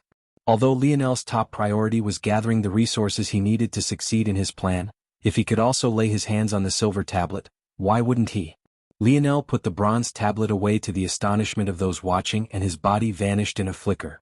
With a greater speed than he had displayed until now, those stuck in the middle class could only watch as he made it to the gates of the sector and exchanged 100,000 demon points for entry into the high class. Could he be planning what they all thought? Everyone shared the same idea. Usually, the top prize would be every one of Lionel's caliber's target. Once you got it, everything else paled in comparison. But the fact Lionel was continuing? Didn't that mean? The elders and youths sucked in a cold breath while the expression of the pavilion head darkened. The final phase is about to begin, rest up. We will move out soon. A youth with a dashing head of white hair spoke. His presence alone seemed to give off a radiant light force energy that made others want to worship him. This was the head disciple of the human class Sacred Light Palace. That was right. A human class power had not sent their fourth to sixth best here. Rather, they had sent the very best they had. However, at that moment, something that would astonish them all would happen. Stophier. Look at the ranking. Stophier frowned, wondering what all the commotion was about. But the moment he listened, his pupils constricted. Rank 17, Lionel Olidark, 3,028,719 demon points. That name had definitely not been there before. Could it be someone upgraded from the middle class with so many points? He would be ranked 11th with an extra 100,000 demon points, just outside the top 10. It seemed that another wild card had appeared. Lionel himself was in a state of shock as he looked at the leaderboard, suddenly becoming familiar with the reason why he was only another wild card. Rank 1, Aina Brazinger, 11,273,729 demon points. Chapter 1545. Published at 27th of January 2023 12:33 and 23 seconds p.m. Chapter 1545. Portals. If audio player doesn't work, press stop then play button again. Lionel was only stunned for a moment before a huge grin spread across his face. It was unlikely that Aina would know it was him. After all, his last name had been changed and Lionel wasn't exactly an obscure name. However, even given that this city was easily 10 times as large as the already large one he had just been in, Lionel would definitely find her soon. He didn't quite understand why it was that Aina could use her force while everyone else couldn't, but he felt like the secret behind this was another clue to understand the secrets of this odd zone. Of course, it was also possible that his Aina was just that amazing, but that was his rosy glasses talking. There was definitely something deeper here. Lionel suddenly felt a lot lighter on his feet. Now that he was certain that Aina was okay, he only had to confirm his mother's safety and his mind would truly be free. Lionel was relatively more confident in his mother, though. Even if this world took away his mother's ability to use force, with her being so close to the 7th dimension, her body should be more than strong enough to handle herself in the wilderness. From what Lionel understood after meeting Miguel and Noah, though their force was locked away, the additional strength their bodies had gained while upgrading through the dimensions was not small at all. They were still able to use their bodies to hold their own and fight against the weaker enemies who couldn't find their place in the cities. Due to this, Lionel had been relatively less worried about his mother than Aina, who had yet to step into the 6th dimension. But given her current display of strength, Lionel was certain that she had taken that step just like he had. With a smile on his face, Lionel shot forward. He didn't care about anything else. First he would reunite with Aina. Together they were far stronger. If they put their heads together, his plan, which would have been a bit difficult to accomplish at first, would almost become a breeze. In addition, he would be able to hide more of his strength if he was by Aina's side as well. After this event concluded, he would need to leave to find a secluded place to execute his plan. The more of his strength he showed before that, the more detrimental to their escape it would be. Mistress Olidark might not be the strongest 7-star there was, but she was still a 7-star. Lionel had to be very careful about how he handled her, and he still hadn't forgotten the brand on his shoulder blade. Very soon he would burn it to ash, but he couldn't do so just yet. The reason for this was simple. Lionel would be naive to think that things would just end after he swept through these class sectors. Even if he spared their geniuses, there would be many organizations who still thought that it was only natural, as though he owed them something. It could be said that Lionel had spared their lives not because he thought it would definitely protect him, but rather to mitigate risk. Humans were complex creatures, and there were bound to be some with consciences. It didn't make sense for him to accidentally offend such individuals and give them a reason to stab them in the back. As for those that were more shameless, Mistress Olidark would be his perfect cover. So long as it wasn't clear and obvious he had fallen out with Mistress Olidark, the morally superior side would be with the Olidark family. Lionel wasn't a fool. He felt that Mistress Olidark likely had a trump card or two that she hadn't used, or else she wouldn't dare send him into such a world of opportunity. While clinging to that trump card, she would fight tooth and nail to keep Lionel to her side, which would definitely benefit Lionel. With her thinking that she could still control him, things would become much simpler to handle, and even the so-called great families might step in to protect the order. Just the fact that these organizations that were breaking rules didn't dare to do so openly told Lionel all he needed to know about the kind of lines that were being towed. The great families might allow some underhanded methods, but they wouldn't allow outright cheating. This was the sort of mentality that bred the kind of dog-eat-dog world this was, but right now, that fine line was exactly what Lionel needed and was looking for. Lionel dodged out of the way of a black steed. With a single sidestep, his hand clamped down like a claw, a surge of spear force shredding its head into pieces. He was starting to get annoyed by these demons. If they weren't here, he would find Aina a lot quicker. This city is too large to just roam around aimlessly. I guess the best choice is just to charge toward the center. At that moment, Lionel's points began to take large leaps of hundreds of points at a time. The high-class sector geniuses didn't have so many more points than him because they were that much more powerful, but rather because the high-class demons in this place that they had the option to kill were worth far more demon points. Although Lionel also had to put in more effort and couldn't use his absolute spear domain to shred them apart anymore, at least not in his base form, the reward was also several times better anyway.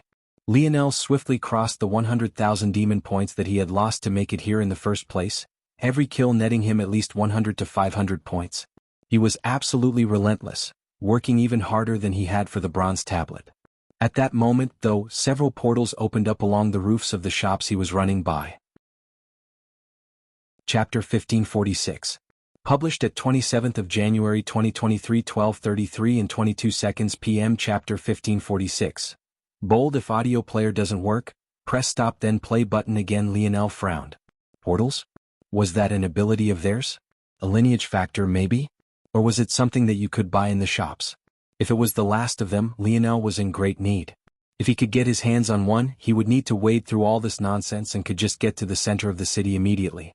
He already had enough demon points to make do regardless. At that moment, two women stepped out from the portal, each more gorgeous than the last.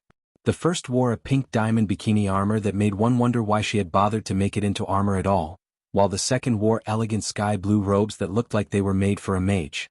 The hems of the blue robes were embroidered in a beautiful blue color, and the young woman even held a staff that curved on one end to hold a hovering crystal ball as though to complete the look. They both looked like they had leapt right out of the pages of a fantasy book and made Lionel finally decide that he had to be in a mythological zone now. No way people wore this kind of stuff unironically in broad daylight without their destination being Comic-Con.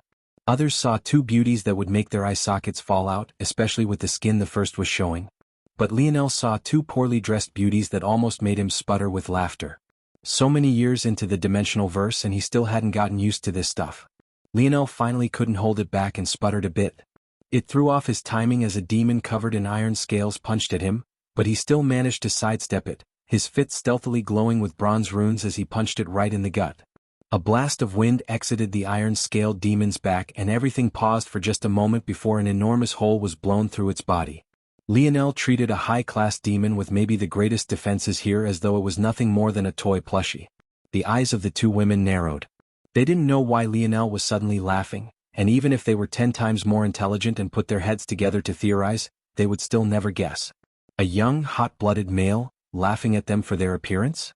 It wouldn't even compute. Not to mention the fact that they were very used to getting compliments on their appearance and had grown up in this world unlike Lionel.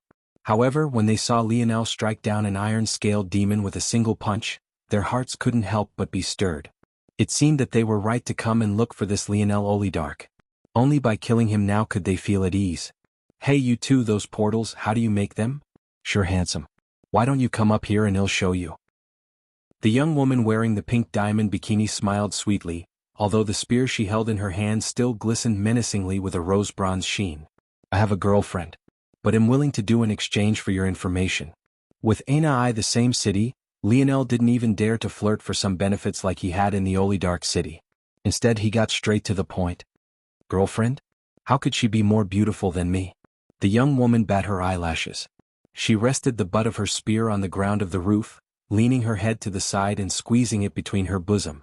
With just a small push, even though the armor itself wasn't so flexible, the flesh beneath it bulged and threatened to overflow.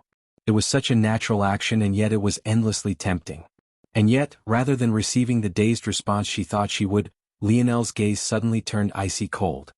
"Watch what you say." The young woman was stunned speechless, not even knowing how to respond to that. At that moment, the mage spoke out. "Sillin, we don't have time for this, the final phase will start soon." The moment she spoke, she had already raised her staff into the air. Large amounts of water force began to accumulate in the surroundings, quickly forming into half a dozen javelins that sparkled beneath the sunlight. "You're such a bother, Yuval. Sometimes you have to let a girl play with her food. But you're right, this stinky man is annoying. It's better if he's 6 feet deep." Lionel's cold expression only grew colder. These two women were powerful, definitely more powerful than the high class should be. It was likely that this was yet another cheating organization that wanted a leg up. Unfortunately for them, not only was he not in the mood to waste time, they had chosen the absolute worst enemy.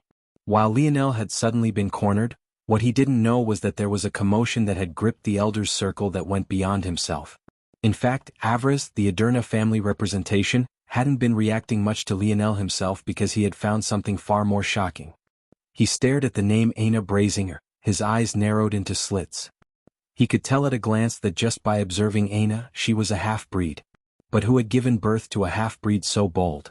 Not only did she dare to use the name of a great family without reservation, she even dared to appear here? Was she trying to prove herself? She was indeed quite powerful, but compared to the true geniuses of even the fiend class, she was lacking, let alone their chaos class. This poor child would get a rude awakening. Even so, Avarice couldn't help but chuckle. Everyone knew that the Aderna family was like fire and water with the Brazinger family. Maybe it was because one was blue and the other was red, but they always butt heads. To Avarice, such a scandal was top-tier entertainment.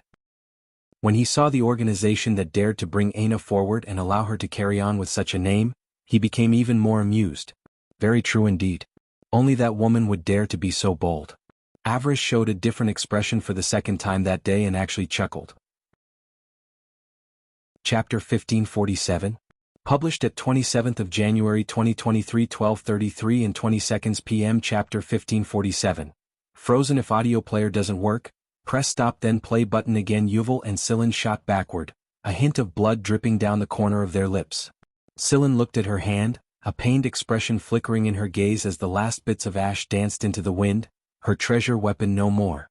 Yuval wore an ugly expression as she looked toward the cracked crystal ball in her mage staff. Thinking about all the resources she poured into it, she couldn't believe what was happening. From the very beginning they were suppressed by Lionel not because they were weak, but because he was the perfect counter to them both. Sillin couldn't even manifest her spear force around Lionel and her precious spear shattered. As for Yuval, she found the control of her water force ripped away from her, stripping her of the ability to finish forming her techniques. When she tried to fight back with her staff, the crystal actually shattered under the strain. How can you be a spear sovereign? This doesn't make any sense. Silen's chest heaved, her hands trembling. When it finally settled in, she didn't even know what to think. A spear sovereign? That was absolutely impossible, not from someone who had to climb up from the middle class and into the higher class like this. It didn't make any sense. Lionel didn't even look at the two women, instead focusing on his hand where he overturned a bracelet that doubled as a spatial treasure. In the center of the bracelet there was a ring, and this was, of course, yet another spatial treasure. You'll never get into our clique. The sound of two spatial treasures unlocking resounded and a large number of items began to fly out one after another. The two women panicked, but it was already too late. Large numbers of bras, panties, and laced undergarments were placed on display for all to see. The very few who were still around this region and had been drawn to the sounds of battle looked on wide-eyed, their eyes practically popping out of their sockets. At that moment, the seemingly calm and level-headed Yuval shrieked at the top of her lungs. "He'll kill you." Yuval's crystal ball shattered completely, a large wave of force forming as her aura rose to another level. She looked like she had lost her mind, her fury and humiliation reaching the ultimate apex. But as far as Lionel was concerned, hadn't their goal been to kill him? This much was small compared to what they would have done if he was too weak. Lionel didn't even blink at the killing intent. Finding the item he needed, he crushed it. A portal appeared not even a moment later and he unceremoniously stepped through it, seemingly not needing anyone to teach him how to use it. He didn't even bother with Yuval and Silen's other miscellaneous items, even leaving the two spatial devices behind. He already had what he wanted and he had reconfirmed that his knowledge of spatial treasures translated well to this world as well. Yuval calmed down. Silin, who saw that Yuval really wanted to go on a rampage, calmed her down quickly. "We have to return as quickly as possible, the final phase is about to start. Don't waste your energy on this, we were unlucky this time, he perfectly countered us. But we can still compete in killing demons." In the clouds above, a middle-aged woman sat in silence, her hands crossed upon her lap. She was the picture of refined elegance, none could pick out a single flaw in her. Unfortunately, because of this, she had never found a man worthy as well. If one couldn't be as flawless as herself, then why should she give herself to him? Wouldn't she be taking a loss? This sort of lofty pride and arrogance exuded out from her very bones. She was none other than the pavilion head of the Endless Twilight Pavilion, a woman who was a legend and maybe the only person here who didn't give Avars much face outside of a light nod. Of course, this was because her pavilion wasn't just any pavilion. It was a fiend-class pavilion. When she saw Silin and Yuval lose in such resounding fashion, she didn't seem to have much of a reaction. However, when her elegant, swan-like neck turned toward another screen to see a young woman in silent meditation, her expressionless features couldn't help but curl into a smile. "Untalented? You fools are just unable to bring out my precious little girl's full potential." Author's note: to be clear, this is not Aina's mother. When Lionel appeared, he found himself at the center of the city and nodded happily. But the first sound of discussion made him raise an eyebrow. "Didn't you hear? They're from the Endless Twilight Pavilion, there's not even a point. Even if they're the weaker members of the pavilion, there's still the Sacred Light Pavilion to worry about. It's better that we just kill demons and not participate in this. It's over our pay grade. If you're scared, just say so." "Scared? Haven't you heard the rules of that pavilion? No men. Their students aren't even allowed to have relationships. What do you think will happen to you if you approach one while their pavilion head is watching from above?" Lionel ignored the rest of the conversation, it didn't have anything to do with him. He didn't even know what the names Sacred Light and Endless Twilight even meant.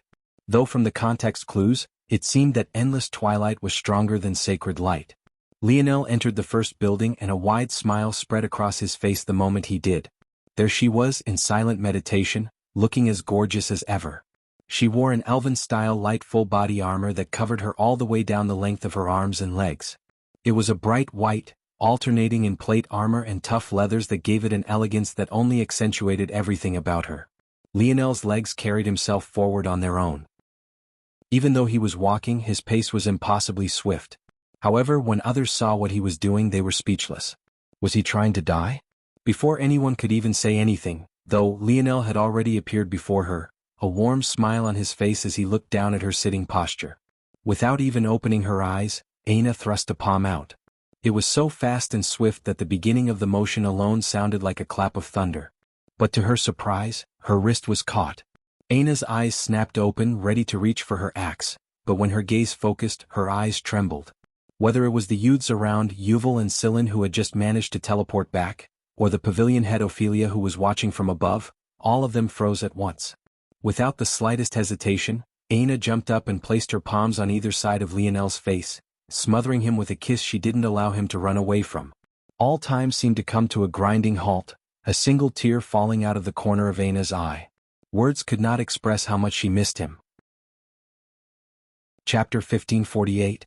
Published at 27th of January 2023 12:33 and 18 seconds p.m. Chapter 1548. Youth. If audio player doesn't work, press stop then play button again. Aina seemed infatuated with the taste of Lionel's lips, forgetting about everything around her. It had only been weeks since the two last saw each other, but it felt like a lifetime.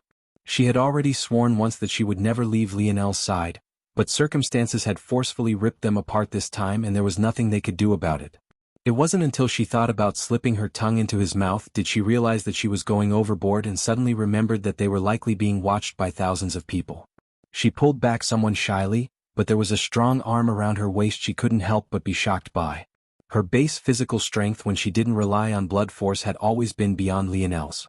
But just now, not only had he blocked her palm easily, but she even felt like she wouldn't be able to push her way out of his embrace unless he let her, or she used much more effort than she was willing to. It seemed that Lionel had undergone astonishing changes, maybe more than even herself. What, are you suddenly shy now?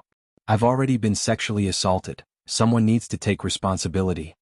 Aina rolled her eyes, suddenly forgetting about her embarrassment entirely. When she was speaking with Lionel, the eyes and opinions of everyone else didn't seem to matter in the slightest. What is that? Were you suffering a loss? Of course not, I just think I feel like I'm getting addicted. How about another taste? Lionel's attempt, though, was stopped with a small palm across his lips and chin. Another taste? Hey Lionel Olidark. The emphasis of the last name made Lionel shudder, suddenly feeling a bad premonition coming along. Why don't you tell me how it is that you've suddenly changed your last name? It can't be that you married into another family while I was absent, right? Why don't you tell me about your lovely wife? Lionel coughed. Why was this woman so sharp? He definitely hadn't married into the Olidark family, but it was pretty close to that. Listen. An old hag forced my hand.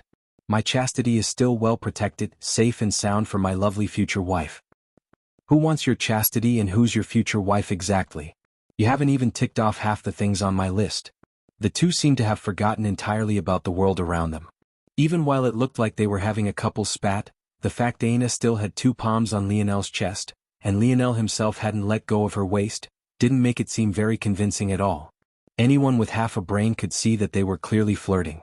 Aina's anger and Lionel's fear didn't even manage to reach their eyes, which were filled with nothing more than love and affection. Those that didn't know Lionel and Aina could only stand in stunned jealousy of the former. Aina had only been here for maybe a day, but her feats had rocked their understanding of what it meant to be a genius while somehow also managing to be the one of the most gorgeous women they had ever laid their eyes on. Until now, she might as well have been a block of ice. But she had gone from that to head over heels in love in the blink of an eye. It was as though she wasn't the same person at all, her golden eyes drowning in affection. Those that did know Aina, though, like Yuval and Silan, had no words. Aina was someone who had gotten personal tutelage from their pavilion head. She was someone who might have been sent to the human class sector if it wasn't both because of her low level and the pavilion head hoping to guarantee a victory across 3 sectors at once. In the time they had known her, she was polite and friendly, and they had thought her to be quite a nice and gentle person. But when they came across men for some reason or another, she seemed to go the extra mile to draw a cold line. They had speculated that she had some trauma related to this matter in the past, but they hadn't known her well enough to ask. And yet, she had suddenly flipped a switch, not for just any man, but the very same man who had just defeated them. They didn't even know how to feel or react to such a situation. But the moment they got over this, they felt greatly worried for Aina. Aina was the first woman to fall in love from the endless Twilight Pavilion, and she definitely wouldn't be the last. But every single one of them had or would have the same outcome. The oath sworn to enter the pavilion couldn't be broken easily, and it was especially difficult when you have the eye of the pavilion head. Women who betrayed the head's trust in that fashion had the absolute worst outcomes, regardless of how great their talent had been. Their pavilion head was an elegant and refined woman, almost to an extreme. But behind her calm demeanor was a ruthless attitude, one that even many of the great families had no choice but to take seriously. In the clouds above, the expression of pavilion head Ophelia was just the same. She didn't seem to have shifted from her baseline at all, and yet somehow the air seemed several levels more frigid, so much so that several seats in the near vicinity of her shattered, sending elders well into the 7th and even 8th stars sprawling to the ground as though they were toddlers rather than experts. At that moment, though, Avras appeared by Ophelia's side and took a polite seat. "Hello, Senior. This junior has had great respect for you for a very long time now. I hope to get some advice from you about..." Avarice could only choose this method to force Ophelia to stay put. If this woman went on a rampage now, not only would the event be ruined, but they would lose a youth who was both a spear sovereign and gained a 12-pointed star tablet. Chapter 1549. Published at 27th of January 2023, 12:33 and 16 seconds p.m. Chapter 1549. Silver. If audio player doesn't work, press stop then play button again. The clouds above had suddenly become a very quiet place. The only one speaking was Avarice, who had suddenly become like a little boy trying to seek encouragement from his mother. But not a single person dared to snicker or laugh. Mistress Olidark and the others of the Olidark family didn't know how to take this situation on properly. If they tried to protect Lionel now, wouldn't that make them an enemy of a fiend power? They couldn't even handle a high-class organization. How could they possibly face off against a behemoth even the great families respected? Athri, though as air-headed as ever, had been sobbing about the death of Sebastian and Slayton. But when she saw such a pretty woman in Lionel's arms, she seemed to forget about it all, her eyes looking forward in shock. For some reason, even though she had spent so much time saying the most disparaging things about Lionel, she felt a wave of jealousy. It was as though Lionel was her toy to throw away and pick up as she pleased, but now someone had actually dared to take it away from her without her consent. "Grandma, this isn't fair. Can you?" Mistress Olidark slapped her hand over her granddaughter's lips. It was so forceful that it might as well have been a real slap. Athri was stunned into silence. The slight stinging on her face and lips almost made her tear up again, if she wasn't so surprised that she couldn't even think of a next move to make in the first place. Mistress Olidark knew her granddaughter too well. If she said some nonsense now, even their attempts to salvage the situation might not be worth much of anything. Back in the high-class sector, Lionel and Aina were still chatting without a care in the world when the youths of the Sacred Light Pavilion came down. When Stofir saw the scene below, he didn't even know how to react. One of the many men that Aina had suddenly grown very cold toward was none other than himself. One would think that Stofir would know enough not to go after a young woman of the Endless Twilight Pavilion. However, the Sacred Light Pavilion had quite a special position amongst the human class powers, and as their head disciple, Stofir was in a unique position to maximize those benefits. There was a pipeline from the Sacred Light Pavilion to the Fiend class, and then the Lavis of the great families. Rules were only things meant to be followed by the weak, and as scary as Pavilion head Ophelia seemed, there was still a gap between her and the foundation of the great families. As any hot-blooded male, Stofir believed that so long as he proved his worth, the Lavis family would deal with Ophelia for him until he became powerful enough to deal with her himself. Of course, these were all naive ravings. He was comparable to some fiend-class talents, but he wasn't enough to make the likes of the Lavis family do anything for him, let alone offend such a powerhouse. But the fuel of testosterone and foolishness was strong when a beauty entered the picture. However, even though his face twisted, Lionel and Aina didn't even look in his direction. "Forget about me," Lionel tried to dodge the scrutiny he was under. "Didn't you just try to attack me? Why don't we talk about that? You can't even recognize your own husband? You smell what's that supposed to mean? I don't remember having a husband. I smell different." "Yes you do." Lionel frowned, his head turning, suddenly feeling annoyed by a particular gaze. Those that had been watching were used to a calm and collected Lionel. He might be somewhat cold, but his actions were always restrained. However, at the moment he was like a completely different person. "Can you piss off?" Stofir's face froze. He had been staring unrestrainedly, but that was because he was used to doing as he pleased, and he was more surprised by this outcome than anything else. Women of Aina's caliber were like precious gems to most families. Unlike some women who might be promised away before they were even born, talents on this level were carefully nurtured and well protected until maturity. Only then might they get married, and that was only if they weren't in an organization like the Eternal Twilight Pavilion. The odds that Aina would have a man should be practically zero, and yet now that very man was telling him to piss off without the slightest fear for his background.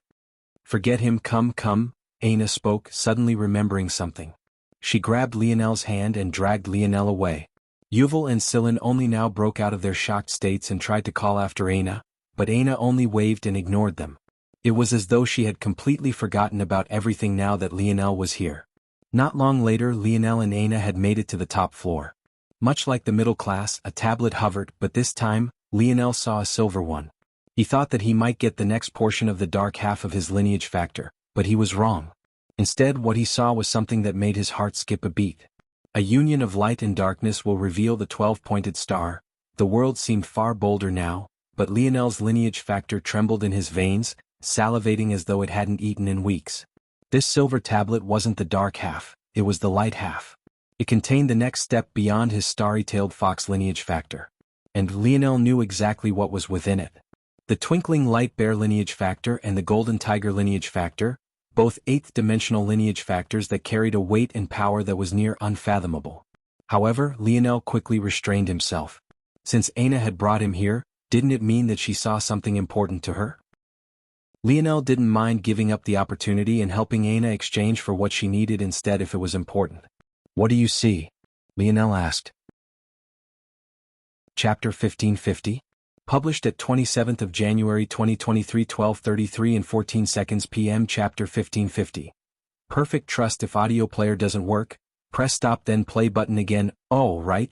Aina, who had felt a faint excitement, controlled herself, remembering that Lionel couldn't see the same things she saw.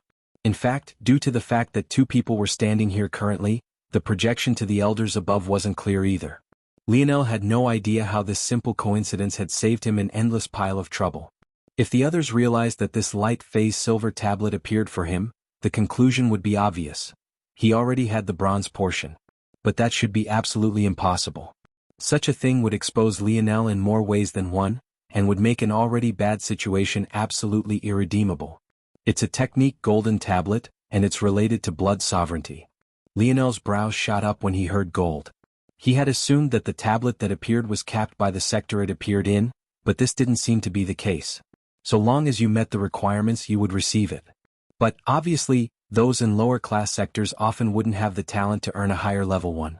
Lionel assumed that if he had appeared in this sector first, the first tablet he saw would still be bronze.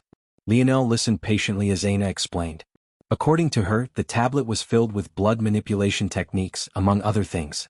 Usually, Aina's use of her blood force was quite crude.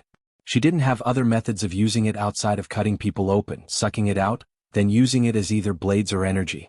Even the Void Palace didn't seem to have much that could help her. Blood force was simply far too rare and most couldn't use it to the level Aina could. In fact, most of the techniques only taught methods to do what Aina already did but with much weaker efficiency. This tablet took things to a whole other level. Not to mention teaching her methods to maximize what she could already do, it even taught things like manipulating living creatures, extracting bloodlines personally, and even had methods of healing people back from the brink of death to full health in a single bound. After hearing all of these things, Lionel had only reaffirmed his decision. When he learned that it was a gold tablet, he already knew that he would fight for Aina to have it. But since it had so many tangible benefits, he was even more certain in his choice. Suddenly he looked up. "It seems the final phase is about to start. Okay, let's get you this tablet."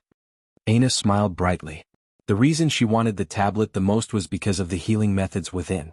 If she could share her healing factor with Lionel, she would have far less to worry about when it came to his safety. But at that moment, she suddenly remembered that Lionel saw something differently from her. "Is what you saw more important? I can give it up if..." "No, it isn't a big deal, definitely not worth as much as yours anyway." Lionel pulled Aina along and they rushed out, only to find that Sillin and Yuval were both waiting anxiously as everything else had already rushed out. "Alright, I have to do something real quick." Just before they could say anything, Lionel vanished. But this only made them relax further. "Aina, this isn't good. Pavilion Head won't be happy." Yuval tried to advise. Aina frowned. "So what?" The two were stunned silent. It was a good thing the monitors had long since turned to focus on the battle royale outside, or else maybe even Avars wouldn't have been able to hold the elegant Pavilion Head back anymore. Yuval and Sillin looked toward one another, realizing that it was definitely a lost cause. There wouldn't be anything they could say to change this. The only chance they had to appease Ophelia's anger was to bring the tablet back. "We have to hurry," Sillin pressured. "We will support you and siphon all the kills to you as well. We've already received orders from Pavilion He." Aina shook her head. "It's fine, me and Lionel will be enough." The two women were once again speechless. Lionel might be powerful, but he was still only one person. In addition, he had been the perfect counter to them only when they were conserving their energy for the main event. If they went all out now, they were still certain that they could win. However, Aina completely disregarded two known commodities in a pair of disciples of a fiend-class power, all for the sake of her boyfriend. "Aina, listen. Lionel might be a spear sovereign, but for whatever reason, his spear force isn't as strong as one's should be. He's still lacking.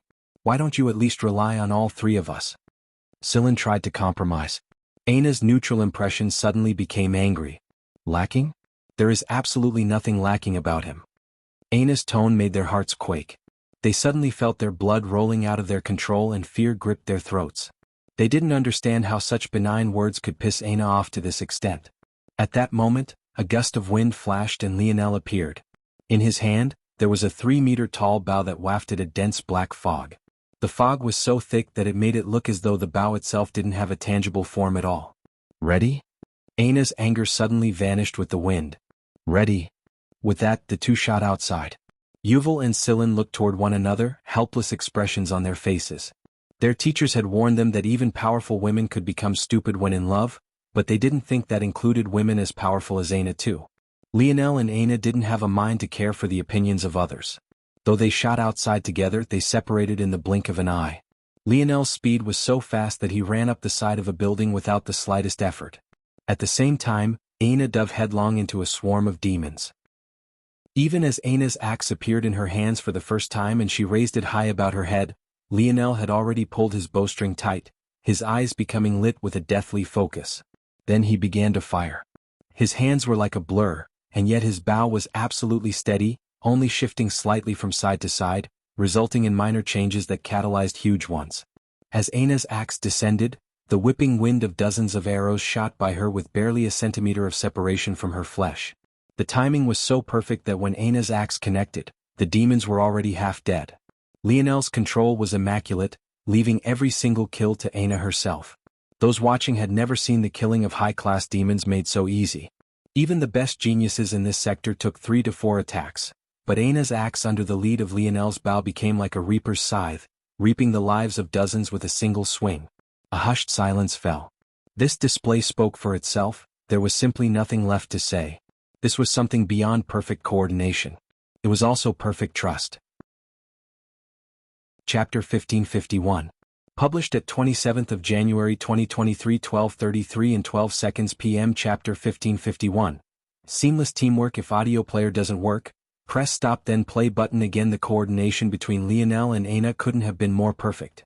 In fact, it was so seamless that it was almost impossible to watch. Anyone who wasn't familiar with the two of them would think that any time now, Lionel's hand would slip or his calculations would be just a small measure off and he would end up causing irreparable harm to Aina, who wasn't guarded against him in the slightest. For the likes of Yuval, Scylla, and especially their pavilion head, this kind of sight was especially difficult to stomach. The idea of trusting a man so deeply was such a foreign concept to them that they short-circuited for a moment, trying to find a different explanation for what they were seeing. But no matter how many times they blinked, the images never stopped coming. As time passed and awe set in, those who had thought Lionel to be a master of the spear didn't even know what to think anymore. Spear? Wasn't this youth clearly a pinnacle expert with the bow? Why did he even waste his time picking up the spear in the first place? His anticipation, the control of bow force, his effortless calculations, it made the elders who also used a bow freeze in their seats. Were they even as good as a youth who had yet to mature? Even though they were used to fighting at speeds far beyond that of Lionel and Aina, even they wouldn't be so confident as to shoot their arrows so close to her body. It was almost as though every frame of Aina's speed movements, if frozen, would look as though had been stuck onto a canvas and had her silhouette outlined by hundreds of arrows. If she took a step forward, in the instant she widened her stances, dozens of arrows would curve between her legs and skewer the targets before her. If raised her arms, dozens more arrows would sweep underneath, barely missing her toned arms and ample chest. If she leaned her head back to dodge the blow of a demon that had overestimated itself, arrows would whiz by her slender exposed neck as though they could see glimpses of the future. All of these elders were experts. Even with Lionel firing at hundreds of arrows a minute, they could track every single one. Most of the time, these arrows would already be halfway there by the time Aina decided on her next move. Just how many battles had they fought together to reach this point? No, that wasn't even the most important question. How could one person trust another person to this level? It might not be impossible to find several people with the skill to do this, but was it even possible to find a partner who would allow you to do so? Would said partner even be able to display their full strength without feeling hesitant and suffocated, thinking that you were just one slip of the finger away from ending their life entirely? By that point, the partner would end up holding back their true strength, looking out for the moment you screwed up so that they could safely extricate themselves. But Aina didn't look like she spared a single thought toward Lionel's actions at all. It was as though she didn't even consider the possibility of him messing up. No matter how skilled you were, it was impossible for you to never make even a single mistake, right? Wasn't this girl a little bit too foolish? Wouldn't it be a shame if a genius died in this way? Ophelia gripped her armrests, ready to go down right this moment. But as the arrow count increased from hundreds, to thousands, to tens of thousands, to even hundreds of thousands, the shock only grew deeper. Lionel didn't show any signs of slowing down. In fact, he was getting faster. It was almost like he hadn't been fully used to his weapon or his bow force. The first was fine since they had all seen him by the bow just now. In fact, that only made things more shocking because he hadn't even sent out a practice shot before he started firing toward Aina, something that only made their hearts shudder all the more. But the second? How could such a skilled archer not understand their bow force fully? What they didn't know was that Lionel's bow force progressed with such speed that for most of the time he had it, it had surpassed his dimension level. Just using it had placed a great strain on his mind. It could be said that while he was familiar with true bow force, when it came to enlightened bow force, he was nothing more than a novice. And now that he finally had its full strength at the tip of his fingers, he was relentless. Marksmanship had always given him a feeling nothing else could match, and now that he could allow it to breathe in all its glory, it was as though one shackle around his body after another was shattering to pieces. Lionel's eyes flashed, dancing between a pale violet to a bright one as though it couldn't make up its mind. Fwah, fwah, fwah. The sound of the heavy thud of arrows colliding with the bodies of powerful demons echoed out every second. None seemed to cause a large amount of damage, but without fail, every time an arrow-ridden demon met Aina's blade, they would fall with a single sweep. It was as though Lionel's arrows sapped them of all their strength, forcing them into a position where they could do nothing. Aina's point total kept jumping. From around 11 million to 12 to 13 in a blink, it felt like it doubled, crossing into the 20 million threshold. With every kill she made, a large amount of blood was surge around her, increasing her area of attack and placing more pressure on Lionel's arrows to dodge her attacks and support her. And yet, he did so as easily as breathing, as though it was never a challenge to begin with. The trio of the Sacred Light Pavilion finally seemed to notice what was happening. Chapter 1552. Published at 27th of January 2023, 12:33 and 10 seconds p.m. Chapter 1552. Stofir. If audio player doesn't work, press stop then play button again. Stofir and the others had already deployed their own formation and were killing off a large number of demons.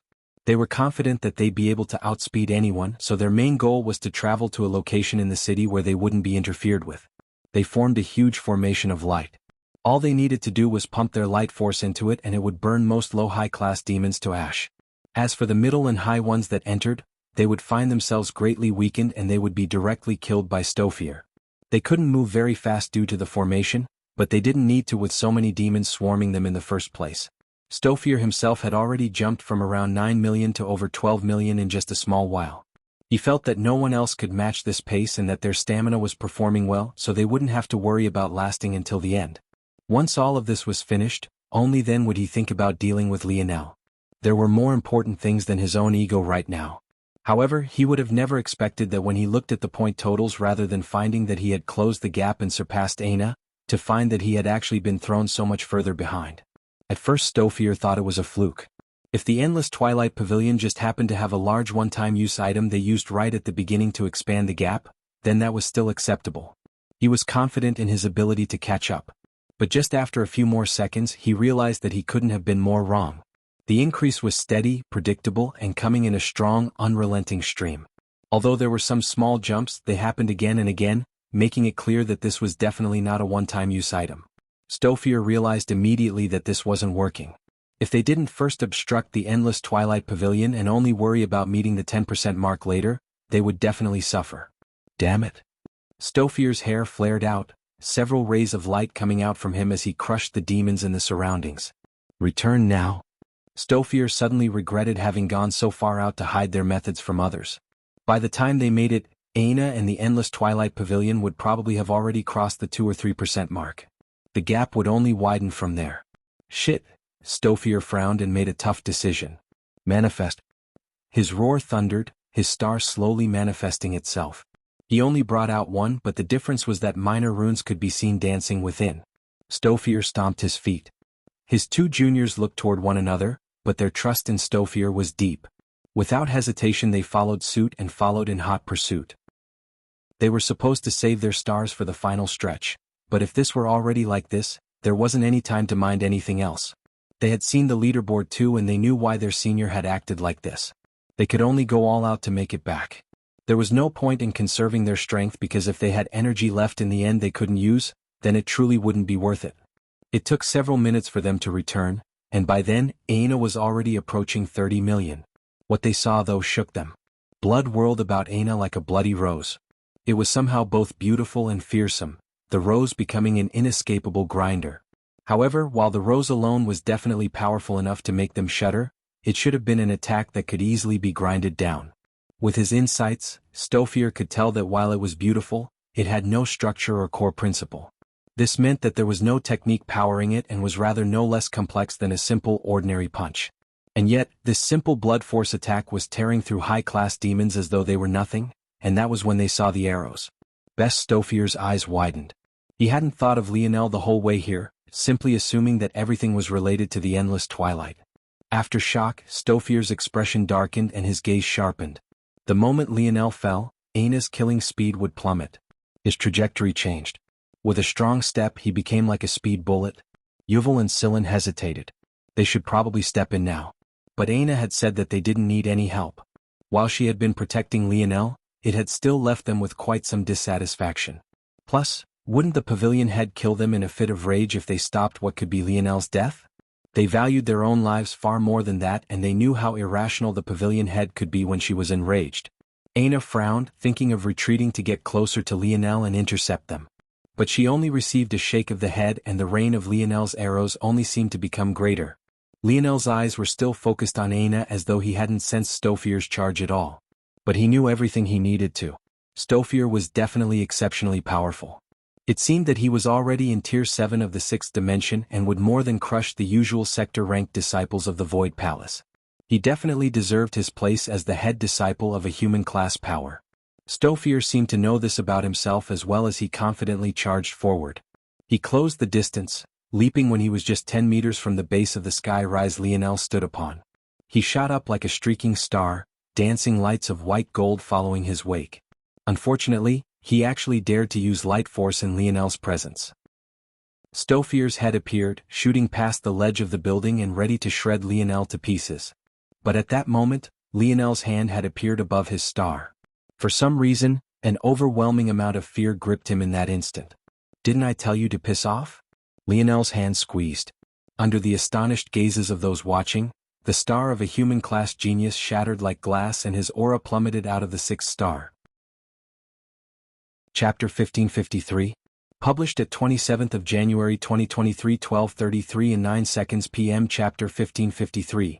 Hurry if audio player doesn't work, press stop then play button again. Lionel retracted his palm and sent a strong kick at Stofir's chest. The sound of bone cracking and shattering resounded like a crack of thunder before the air blasted apart in violent concentric circles. In one moment, foot and chest were connected, and in the next, Stofir had already crashed through an adjacent building. Lionel didn't even focus on the result. From the beginning, his priority had been Aina. He didn't seem to feel like what he had done was special at all. However, all the elders who had been paying attention to that screen rose to their feet, their eyes wide with shock and their hearts threatening to beat out of their chests. Shattering an enemy's star wasn't impossible, but it required one of two things. The first was to have overwhelming power over them. Sometimes, even an entire dimension of separation wasn't enough, especially if the target was a talent that had formed a star runes. At best, if you were much stronger you could crack it and force the target to retract it. But even a cracked star, while it couldn't be manifested for fear of worsening the damage, could still function normally in the body as it absorbed force to heal itself. Usually, one would have to have almost 2 dimensions of separation to do this with the ease Lionel had. However, it was very clear and obvious that Lionel was not in the 8th star. If he was, they would have definitely sensed it. Plus, the city wouldn't allow anyone about the 6th in. So that left only one explanation. The second possibility was that someone had to both have exceptionally high affinity aligned with the target star and they had to have exceptional star force affinity. There were very rarely people born with 2 separate affinities like this, but most often these affinities were born into one and fused into a single state. Any force with such a high fusion of star force into it, enough to give their owner such a high affinity with star force, was called a true state star force. The odds that Lionel had a true state star force were greater than 70%. And even if he didn't, he had already displayed such a high water force, bow force, and spear force. But now he had such high light force and the incredibly rare star force affinity. Even if it wasn't a true state star force, his individual affinities were so far beyond a human-class genius that he could crush them with a single palm and a single kick. Just where did this child come from? Of course, Lionel had a true state star force, the only difference was that he called it a true state force. Top 10 in star forces. Top 3 in light forces. Top 1 in fire forces. Not only did he have it, but if he displayed the number of star runes he had also formed for it, he could raise this entire to the ground. After truly comprehending dimensional cleanse, Lionel found that his mage core's ability to control atmospheric force, especially ones he had affinity for, had increased hundreds of folds. If he wanted, he could have simply sapped Stofir of all his light force, just not, and rendered his attack useless. But he didn't like the look of the latter's face. With Stofir down, especially the way he had gone down, his two juniors didn't dare to step forward and could only rush to save their senior. No matter what, they refused to join in losing their stars. If their star was shattered, it would take months to even years to reform. Then they would have to redo the sixth dimension all over again. It was safe to say that at least for now, Stofir's time as a genius was finished. With no other obstacles, Lionel and Aina tore through the city of demons without the slightest rest. Not even half an hour later, it clicked and they crossed the 10% mark. Aina returned to Lionel's side with a sweet smile. She wasn't very surprised by the result, but it filled her with satisfaction knowing that others had been proven wrong about her man. There was something different about your bow force. Aina stayed still and let Lionel dab away the slight sheen of sweat on her face, her smile only growing brighter. It does feel different. I feel like I could make it enter the seventh dimension whenever I want. But after experiencing that once, I don't really want to do it again. Oh, Aina nodded as though this was only a matter of course. The duo were speaking in a language no one could understand. If it wasn't for this, who knew how others would react? Okay, Lionel stepped back after he was satisfied. Quickly go trade for it. We still have to go to human class. It will be dangerous if there are many as powerful as the annoying guy. Aina nodded and flashed toward the top of the sky rise. As for Lionel, he used some of his points to exchange for quite a few items. But ultimately he was still missing 3 things he needed. The good news was these were quite high-class items, so it was likely that the high-class sector simply wouldn't have them, but others' world. Just buying what he needed, Lionel had gone from over 3 million demon points to just over 1 million, the rest entering his spent category. The observers had no idea what he was doing, but they simply concluded that he wanted these items for his own personal use. But a lot of them seemed to be spatial items. Did Lionel also have a spatial affinity? They shuddered at the thought. Aina came back out quickly, her aura having already changed considerably. It seemed that golden tablets were actually special and fused with you, allowing her to learn many of its lower-level techniques without even trying. Lionel nodded. When we have time, I have another technique I want you to learn. I didn't think it was important before, but I'll explain later. We should hurry. Aina didn't even have a thought to spare for Yuval and Sillin as she and Lionel charged into the human class sector. Chapter 1554. Published at 27th of January 2023, 12:33 and 7 seconds p.m. Chapter 1554. Human class sector. If audio player doesn't work, press stop then play button again. Do you really have a way out? Aina asked. Of course, aren't I amazing? Lionel grinned. The two shot through the portal, appearing in an all-new city sector that was clearly even larger than the high-class sect. But what was special about this location was the fact that there didn't seem to be any demons present to attack them automatically. In fact, even after a quick sweep with his senses, Lionel found that he couldn't find any in a kilometer range either, at least not with a surface-level sweep. Lionel's gaze narrowed at this prospect. This was the human class, and it was considered a huge dividing line between the low, middle, and high classes. Demons of this caliber were truly dangerous. If Stofir's strength was anything to go by, this sector would definitely not be easy to manage. The level of power Stofir had was the equivalent of top-level sector-ranked disciples of the Void Palace, yet his elders had still sent him down to the high-class sector. This meant one thing for sure, that they only felt that Stofir could guarantee them a victory there. That meant that, without a doubt, there were people equally as if not more powerful than that here, and not all of them would have affinities that Lionel could easily just crush, so they had to be exceptionally cautious. It was very likely that many of these people would have power, maybe rivaling or even surpassing that of his mother, and to Lionel he still couldn't see the peak his mother stood at.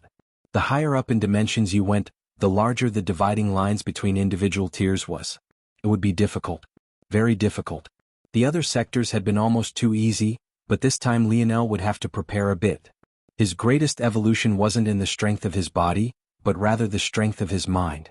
Even if he couldn't leave this place with a gold tablet of his own, he had no intention of leaving behind the silver tablet. He had to have at least that. Are you sure? Aina raised an eyebrow. Are you doubting me? Lionel's serious expression vanished into a teasing one. I'm hurt. Aina rolled her eyes. Was there even anyone in the world who trusted him more at this point? When it came to matters of strength, Aina didn't even think twice. She didn't even blink when he said he could promote his bow force whenever he wanted. But right now they were stuck in a zone. When she had met Lionel again, she had shed a tear because seeing him at least meant that if they were going to die here, they could do so together. She realized then that even if she could never get revenge for her mother, she would be able to calm her heart so long as Lionel was by her side. Ultimately, she had already resigned to a life of being stuck in this place. Though it was quite harsh and demons were a constant, looming threat, it wasn't much different from their own world, the threats were just different. Plus, this place didn't seem to have invalids obsessed with stealing her away to force her to birth their children. So, in her books, this was an enormous plus. She couldn't even put into words just how revolting and sick just the thought of it was to her. But now Lionel was saying that he could bring them out. It had to be known that in the history of the dimensional verse, no one had ever succeeded in such a thing. Powerful experts had been lost inside, never to return. Even the children of powerful experts had been stuck, but even their parents couldn't get them out. It was impossible. Completely impossible. You aren't lying to me to make me feel better, right? Aina didn't look angry at the prospect. In fact, her eyes looked quite vulnerable right this moment. Regardless of the answer, she wouldn't get angry. Lionel probably knew how important revenge was to her. Even if she could force her heart to settle down and forget, that didn't mean that she would be truly at ease if she couldn't make the Brazinger family pay. But she wanted him to know that it was all right. He didn't have to go so far and push himself so much if it was truly impossible. Lionel's smile faded and his expression turned serious. His hand reached forward and he smoothed out a piece of loose hair, his actions impossibly gentle for a man who had just crippled another with that very same palm just moments ago. I can do the impossible. They were simple words and wildly boastful, but Aina still felt her heart bloom. For some reason she was certain that he wasn't lying. Okay, Aina grabbed onto Lionel's arm with a happy smile. If you really succeed, I can clear my baby-making time slots for you. Lionel's serious and cool demeanor shattered as he choked on air. Clear? Time slots? What's that supposed to mean? Aina looked away as though he hadn't heard him at all. Look, a demon? Lionel's head snapped in the direction Aina had pointed in, but there was nothing there. Realizing he had been duped, his head snapped back only to realize that Aina had vanished into a puff of crimson, her speed impossibly fast. Lionel was speechless. How had he fallen for the oldest trick in the book? Especially when his senses were the strongest ability he had. After recovering, Lionel laughed, a whirl of light force appearing around him as he shot forward. Compared to the speed he had displayed before, this was easily dozens of times faster. A streak of crimson and one of gold tore a path through the city, towing a line between two accumulating armies. The human class sector was indeed a lot different. The demons knew how to use their brains, how to strategize and bide their time. This was why, the moment Lionel and Aina appeared, they immediately became number 1 and 2 on the leaderboards. Once the battle truly began, it would be a bloodbath. Chapter 1555. Published at 27th of January 2023 12:33 and 5 seconds p.m. Chapter 1555. Show off. If audio player doesn't work, press stop then play button again. Lionel and Aina made it all the way to the center of the city without the slightest obstruction. Lionel had been lamenting the fact that they wouldn't have a teleportation method here, but surprisingly, although it was slower, it wasn't a terrible experience either. With their speed, it took maybe an hour to reach the center of the city, but not much more than that. When they got there, though, there was once again nothing to see. By this point, Lionel had noticed the leaderboard and he realized even those with the highest point totals only have demon points totaling in the tens of thousands. According to what he knew, these totals were what one could expect for killing 1 or 2 human-class demons. This meant that even the strongest here only had so few kills. No, it was more accurate to say that the luckiest here had so few, because Lionel highly doubted that such a list was representative of the strongest here. However, that left Lionel and Aina with a huge advantage. Aina alone had over 100 million points. And Lionel, though his points were already used, had over 3 million. Lionel's points weren't very important, but Aina should be able to exchange for what they needed. Like the proud gigolo he was, Lionel let Aina pay for everything, and they became the first to step into the central sky rises and the only ones with access to their shops. Very quickly they began looking for what Lionel needed. This is a necessity. With this there should only be one thing left. Lionel held the force quill in his hand, but it felt impossibly heavy in his hand, almost like it was a spear or a greatsword instead of the quill it was meant to be. The tip was carved out of a bronze metal that almost made it look like the embroidered helmet of a sentinel. This tip led to a dense black that seemed smooth upon first look, but needled into Lionel's metallic skin as though it was wet tissue paper. The moment Lionel touched it, his blood dripped down and pooled at the bronze tip, ready to drip at any moment. At the same time, the pure white feather that connected to the black stem began to glow a fierce rouge light. Clang! Just like that, the rouge light snapped close like the pieces of an armor and shield, dancing with complex runes. Without much of a thought, Lionel drew a pen stroke across the air, causing the rouge light to tremble and cause a surge of force to multiply and fuse with Lionel's own. This was exactly the effect Lionel needed. This force quill was a quasi-life-grade force quill, a treasure on the same level as the White Lion Bow. What Lionel needed to do couldn't be done with just his power alone, he needed to borrow power from the world around him. The good news was that mastering Dimensional Cleanse had actually made this force quill almost unnecessary. The even better news was that the combination of the two made his odds of success all the greater. There was no doubt that this force quill would be with him for a long while. If not for this zone, who knew how long it would take him to get his hands on one of this caliber? This force quill is a bit sinister, it's skimming at your life force to work. Lionel nodded. It's also a bit unruly. It's taking more than it needs, probably because it's near the life grade, so it thinks it's too good for me. If it broke into the life grade right now, I probably wouldn't even be able to pick it up. Lionel chuckled. A force quill not acknowledging him? He would like to see how long it would remain stubborn for. In no time at all, it would be obediently taking only as much life force as it needed. As for right now, Lionel wasn't even worried about it. With vital star force fueling his body, life force wasn't something he needed to worry about. Vital star force could be considered to be to life force what soul force was to dream force. Of course, life force was of a higher grade than vital star force. This was because life force encompassed everything while vital star force was only designed for the body. However, when it came to purely body-related things like a boda's strength and longevity, vital star force didn't lose out to life force in any way. This was why Lionel's raw physical strength had finally caught up to Aina's. So you said there's one more thing we need? Yes, one more thing. I need a material strong enough to withstand the procedure. It needs to be both very sturdy and have a spatial affinity. The trouble is that materials like that are simply too rare. Ores with high spatial force tend to be more volatile and unstable. I need one that's the exact opposite. It doesn't seem like the human class sector has something strong enough. Then we'll need to go to the fiend class. Lionel nodded slowly. He didn't say it, but he felt that without an opportunity to first complete the final leg of his plan, and with Aina not having time to meditate on her gold tablet, the human class was their limit. And even then they were greatly stretching themselves. If they wanted to exchange for something in the fiend class sector, they would definitely need to earn all the points they could here.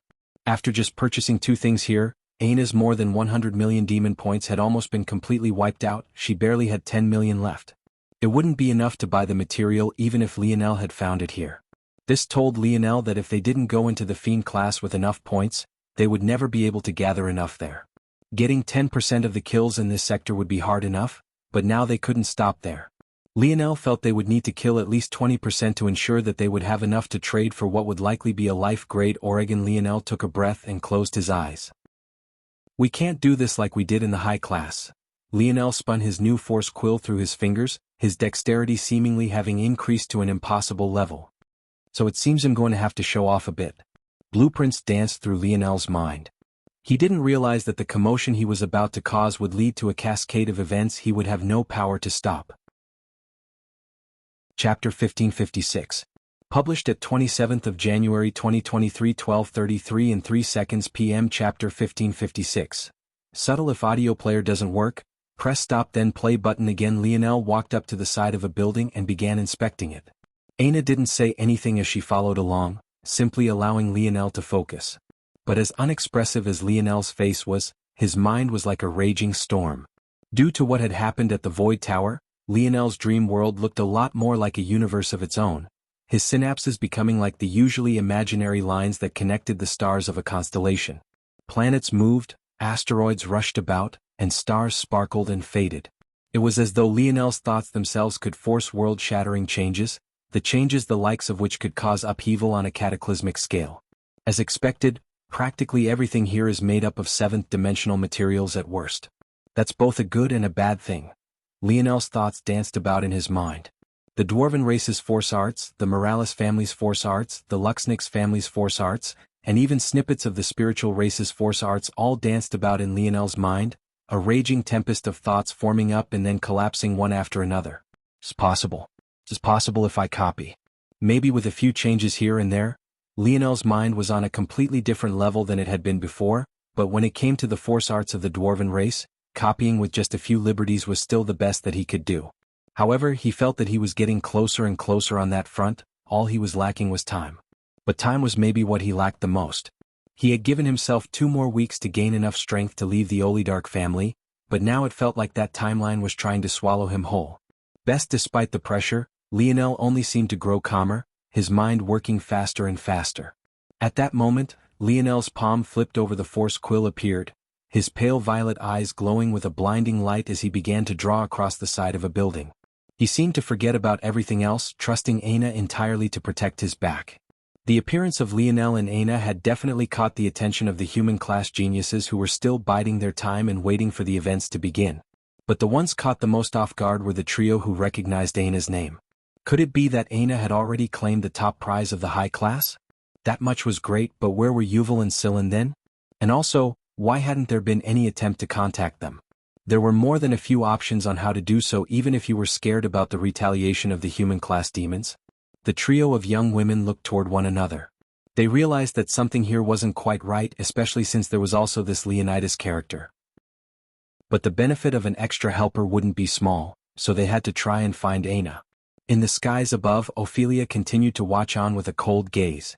When she saw Aina waste 100 million demon points on Lionel, buying up everything he pointed out without the slightest hesitation, her smoldering fury only became deeper and deeper. She seemed to have completely forgotten that it was only because of Lionel that Aina had accumulated so many points so easily to begin with. She couldn't seem to wrap her head around the idea of mutual aid, trust and respect. Her gaze focused on Aina, never leaving her once. She didn't even seem to notice what it was that Lionel was doing at all. Or maybe it was just that she didn't care. Avars, though, was watching on in confusion. That was clearly a force quill, but why wasn't it a force art language that he didn't recognize? Not recognizing it was still fine, but he should still be able to deduce its effects much like Lionel could with the Dwarven race's force arts. However, he actually couldn't make heads or tails of it. It felt impossible that Lionel's attainments in force arts could be deeper than his own. Could it be that he was just trying to show off for a girl and doing whatever nonsense came to mind? But that didn't seem to make much sense either. Lionel clearly had enough skill that such tricks weren't necessary. Plus, he already had the heart of the bastard child of the Brazingers, so was doing such a thing even worth it? Lionel didn't have time to pay attention to the thoughts of others. As he moved, he only seemed to become faster. It had been so long since he had crafted anything that he forgot how much he loved it. To Lionel's shock, though, as he continued to draw, a subtle sort of feeling began to dance on the edge of his quill's tip. In fact, the unruly quasi-life grade force quill only seemed to become more and more obedient with each passing second. For a moment, the quill felt no different from a spear or his bow. His control over it was immaculate, and the artistic conception that flooded forth from its body enveloped Lionel, causing him to sink even deeper into his thoughts. He had felt this feeling once before. When he forged the final creation of his last force quill, a force quill that had followed by his side for years, he could almost feel its mourning, its excitement, its final will. That feeling was oh so subtle before, but after grasping the first stage of his grandfather's spear technique, it became sharper. Rather than a slight melody pulling at his will, it felt as though the dong of a sonorous bell was ringing in his mind. Lionel seemed to vanish, fusing into the world itself. It suddenly wasn't clear where his hand stopped and where his quill began. And then it clicked. He realized what was lacking from his bow force and from his spear force. Chapter 1557. Published at 27th of January 2023 12:33 and 2 seconds p.m. Chapter 1557. Cat fight if audio player doesn't work. Press stop then play button again. Lionel moved faster and faster, gorgeous semi- and quarter-circular arcs beginning to layer atop of one another to become more and more complex. Even before it became functional, it was beautiful. And even before it was beautiful, it was perfect. Every line, every edge and every overlap was precise to the millimeter, not a single piece out of place. Lionel shattered a window and began to weave in and out of the building, his force arts swallowing more and more of it all without a care for what function it had produced before. Aina. At that moment, Aina had been entirely focused on Lionel, her own eyes in somewhat of a trance. But she still knew that her role was to protect Lionel as best she could during this period. So, she had already noticed when others were approaching and she frowned when she heard them call her name. Aina turned to find 3 familiar faces, all of whom were from the Endless Twilight Pavilion. Compared to the other powers, the Endless Twilight Pavilion had been the most brazen. Some others might only participate in 2 separate sectors if they had the means to do so secretly. The Endless Twilight Pavilion, though, sent in 9 disciples to cover 3 different sectors: the high-class sector, the human-class sector, and the fiend-class sector. In fact, if it wasn't because she disdained to do so, Ophelia would have sent people into the middle and low classes as well, all so that she could maximize her chances at laying claim to as many tablets as possible. The 3 women had auras far more dense and powerful than that of Yuval and Silan. As 3 of the top 6 disciples of a fiend-class power, this was all to be expected. As for ranked 4th through 6th of a fiend-class power, they should be able to easily bury the likes of Stophier. Aina felt quite a bit of pressure facing them, there was nothing much she could do about that. These 3 were already very close to entering the 7th dimension. If they didn't make her feel so much pressure, their decades of practice would have all gone to waste. Yes. Aina's reply left the 3 not quite knowing what to say. The one who had initially spoken was the 4th ranked and the leader amongst the 3.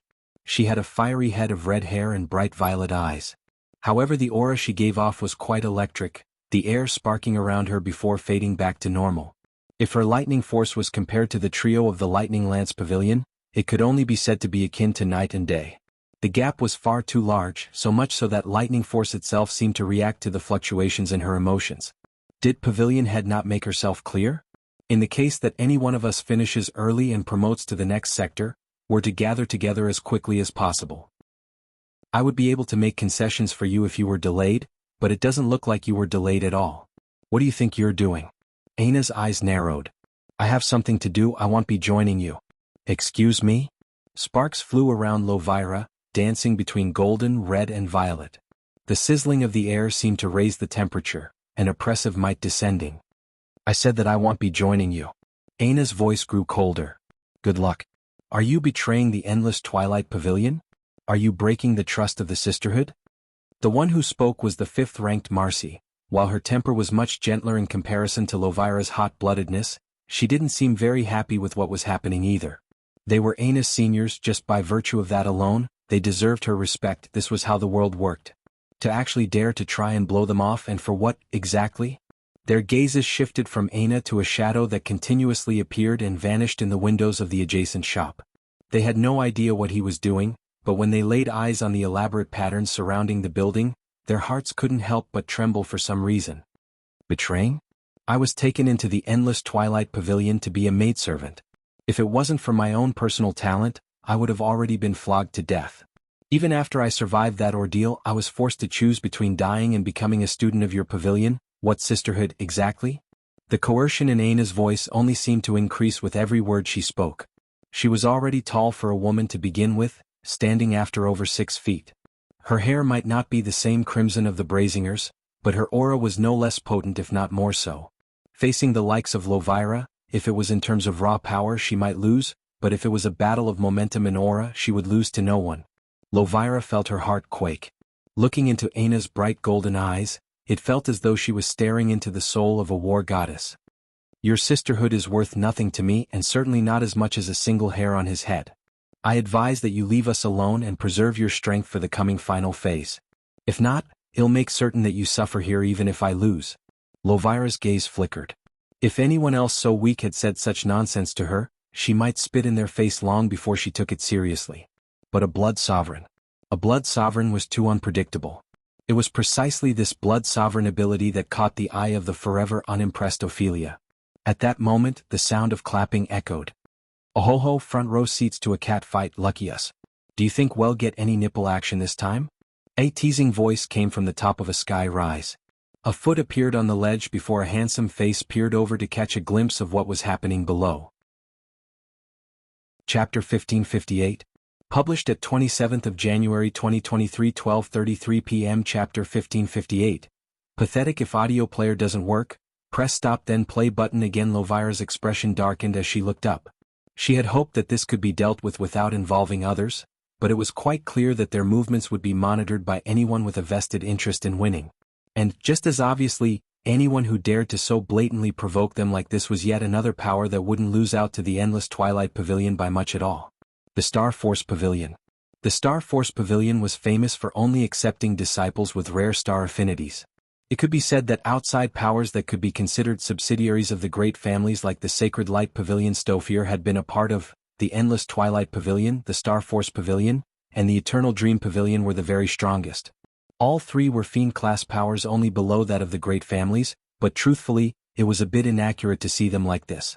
There was only one Chaos-class bubble in the human world which was protected jointly by the four great families. This bubble often received the support of these powerful fiend-class powers as well, and often the greatest geniuses of these fiend-class powers would play a large role in defending said bubble. It could be said that the only reason these highest-level fiend-class powers weren't considered Chaos-class powers was that there wasn't enough opportunity to grow. At least that was what it seemed like on the surface. In reality, things were even more complicated than just this alone. Regardless, the Eternal Dream Pavilion was one that was quite mysterious and didn't often take part in such affairs. They were the only power not to send a single individual here. That mostly left the Endless Twilight Pavilion and the Star Force Pavilion to butt heads and figure out how to divide these spoils alone, something that quite frankly left everyone else stuck. The one who had spoken just now was the fourth-ranked disciple of the Star Force Pavilion, Tuibich. He was the equivalent of Lovira in almost every way, so it wasn't a surprise that he didn't care about offending her with his words. Lovira, don't be like that. Is there a need to glare? I've already told you that if you keep this up, you'll end up with more wrinkles than you know what to do with soon enough. How about I give you a massage and help you to smoothen them out? I can help you smooth out a lot of things. Tuibich grinned wildly, his eyes scanning Lovira up and down. Despite the fact he was standing on top of a building at least a few hundred meters tall, to him, she might as well have been right in front of him. Lovira's jaw set, the lightning around her continuing to dance and spark. They almost looked like fine cracks in space, ready to implode at any moment. Suddenly and completely without warning, Lovira's arm shot forward, her hand forming into a crackling blade that pierced right for Aina's heart. Best Aina, however, didn't seem very surprised by this result at all. The more powerful her life force grew, the more sensitive she became to such things. Bang! The polearm of Aina's battle axe appeared between herself and Lovira, its blade slamming heavily into the ground. The timing was perfect and Lovira's middle finger slammed heavily into the axe. A crackle of lightning surged forward, but Aina had already retreated, her expression cold. Lovira's beautiful countenance twisted, seemingly not expecting her surprise attack to fail, but she had already followed up with another strike, her palms raining down like a torrential rain. Aina's eyes narrowed, her body seemingly moving on its own. None of her strikes were telegraphed and she moved as freely as a leaf in the wind. The gentleness she had learned from wielding a silk cloth as her main weapon for so long seemed to have long since been ingrained into her very being. Slap! Lovira's face swiveled to the side hard. It looked for a moment as though her head might twist off her neck just from the force of the blow alone, one of her teeth even flying out from her mouth as her cheek quickly swelled only to just as quickly begin to heal. Aina took aback, grabbing her axe. Your close combat skills are pathetic. If you want to teach me a lesson, I advise you to fight for real or else I really won't mind killing you right here and now. Aina's voice didn't seem to carry even the slightest emotion, but the bloodthirstiness wasn't to be underestimated. She had never been like Lionel. She never hesitated to kill and she would never blink an eye towards slaughter. Lionel only seemed capable of flipping on that switch when those he cared about were harmed, but she didn't even need this much. So long as someone stood in her way, she would rip out their intestines and strangle them with it if it was the only way to win. And all the while she wouldn't blink a single time. Tuibich clapped and laughed from above. He even took a seat, his two juniors laughing and sitting by his side. It seemed that they were having the time of their lives. You slapped me? Lovira touched the cut on her lip that was already almost entirely closed, her expression as dark and murky as a swamp's waters. Aina didn't respond. In truth, she would have preferred a solid punch to deal some real damage, but the gap in Lovira's defenses was too small and narrow. Since she didn't expect to win this battle in one blow anyway, she chose to humiliate and enrage her enemy instead. When it came to close combat instincts, Aina didn't feel like there was anyone in this world that was her match. Her grip on her axis polearm tightened somewhat and she raised it into the air, pointing it straight at Lovira. Come. Chapter 1559. Published at 27th of January 2023 12:32 and 58 seconds p.m. Chapter 1559. Shattered window. If audio player doesn't work, press stop then play button again. Lovira's met Aina's gaze, a smoldering fury within their depths. You two, don't you dare interfere. If you do, I'll kill you personally. Marcy and Farah looked toward each other somewhat helplessly. On the one hand, they knew that they needed to deal with Aina. Not only were her actions a humiliation to their pavilion, but she could also jeopardize their mission once the final phase truly began. However, on the other hand, it was too difficult to deal with blood sovereigns. Their healing factors were out of this world, their ability to scale their abilities beyond their limits was greater than in any other path, and when you paired that with a stubborn attitude like Aina, the results could be disastrous. Up above, the members of the Star Force Pavilion were already chuckling and laughing at them, but Lovira had already stepped beyond the threshold of no return. Her temper was too fiery. And it definitely didn't help that she wielded not one, but two top 10 lightning forces. Violet Bolt Force, known for its piercing power, and Crimson Implosion Force, known for its explosive power. When the two were put together, Lovira shot forward, her speed fast and her palms already rising into the air to reveal a greatsword with a blade that was 2 meters tall and 2 feet wide. It swirled with a violent tempest of red and violet lightning and it descended like a howling wind. Aina's gaze flashed, her axe arching backward and then swinging upward. A moment before the collision, her wrist shifted ever so slightly, causing her axis blade to nick the side of Lovira's greatsword and knocking it to the side. Bang! Lovira's greatsword glanced by Aina's shoulder, its spark of lightning tearing into the latter's white leather and plate armor almost down to her shoulder's tender flesh. Then with a harsh sound, it collided into the ground as Aina's axe force blazed to life. Enlightened axe force trembled, wavering between a golden and a white color before settling on the latter. By all rights, Aina had the advantage. With a single glancing blow, she closed the distance between herself and Lovira, the latter's greatsword still stuck in the ground as Aina transferred the upward momentum of her battle axe once again into a downward momentum. Her ability to shift and use strength that she had already accumulated was immaculate. Every movement was seamless and not even a hint of energy was wasted. There was simply no one who understood her body better than herself. However, the gap between her and Lovira was too large. While it was clear to anyone that Aina's skill was greater, Lovira could close the gap with sheer raw power. Lovira took a heavy step back, forcefully changing the momentum of her greatsword and pulling it out from the ground to block Aina's blow. Aina's wrists trembled, her axe threatening to fly from her hands, but she had already prepared to use this new momentum to swing down again. Unfortunately, Lovira, after making Aina go numb once, forced her to do it again and then again. Clang, clang, clang. Collision after collision resounded and Lovira pushed Aina back a step with everyone. At first it was even, but Aina's losses became more and more pronounced with every exchange. And to make matters worse, the sparks of purple and red lightning were having residual area of effect impact. Aina's white armor became charged in several places, and if it wasn't for it, the results would have been far more difficult to handle. Lovira's attacks became faster and faster as Aina's counters had no choice but to become less skilled. The stronger Lovira's attacks, the more difficult it was for Aina to prepare an adequate rebuttal, and the more pressure she had to face. Lovira's expression only became more savage. As enraged as she was, she hadn't lost her mind yet. This was as much power as she was willing to use because this wouldn't impact her battle prowess later on. But it still infuriated her that Aina could last for so long. She sneered when she saw that the web of Aina's fingers were accumulating more and more blood. So what if they continuously healed? She would still make this junior who didn't know her place suffer. Bang! Aina skidded backward, her expression still placid. Lovira held out her greatsword, the tempest of lightning around it growing by another measure. With a heavy stomp forward, the ground quaked and a surging tide of red lightning split the ground. Ha! Lovira released a low shout, her greatsword waving forward and causing a scythe of lightning force to shoot for Aina. Aina's eyes narrowed. Rather than retreating, she took a heavy step forward as well, her axe swinging down with all her might as a crimson aura condensed around her. Ha! Aina's out shout came out like a sonorous bell, an odd resonant feeling gripping the hearts of those who heard it. At the instant before the two attacks met, the crimson aura around Aina seemed to respond to the shout, multiplying in force by tenfold just the instant before they met. Bang!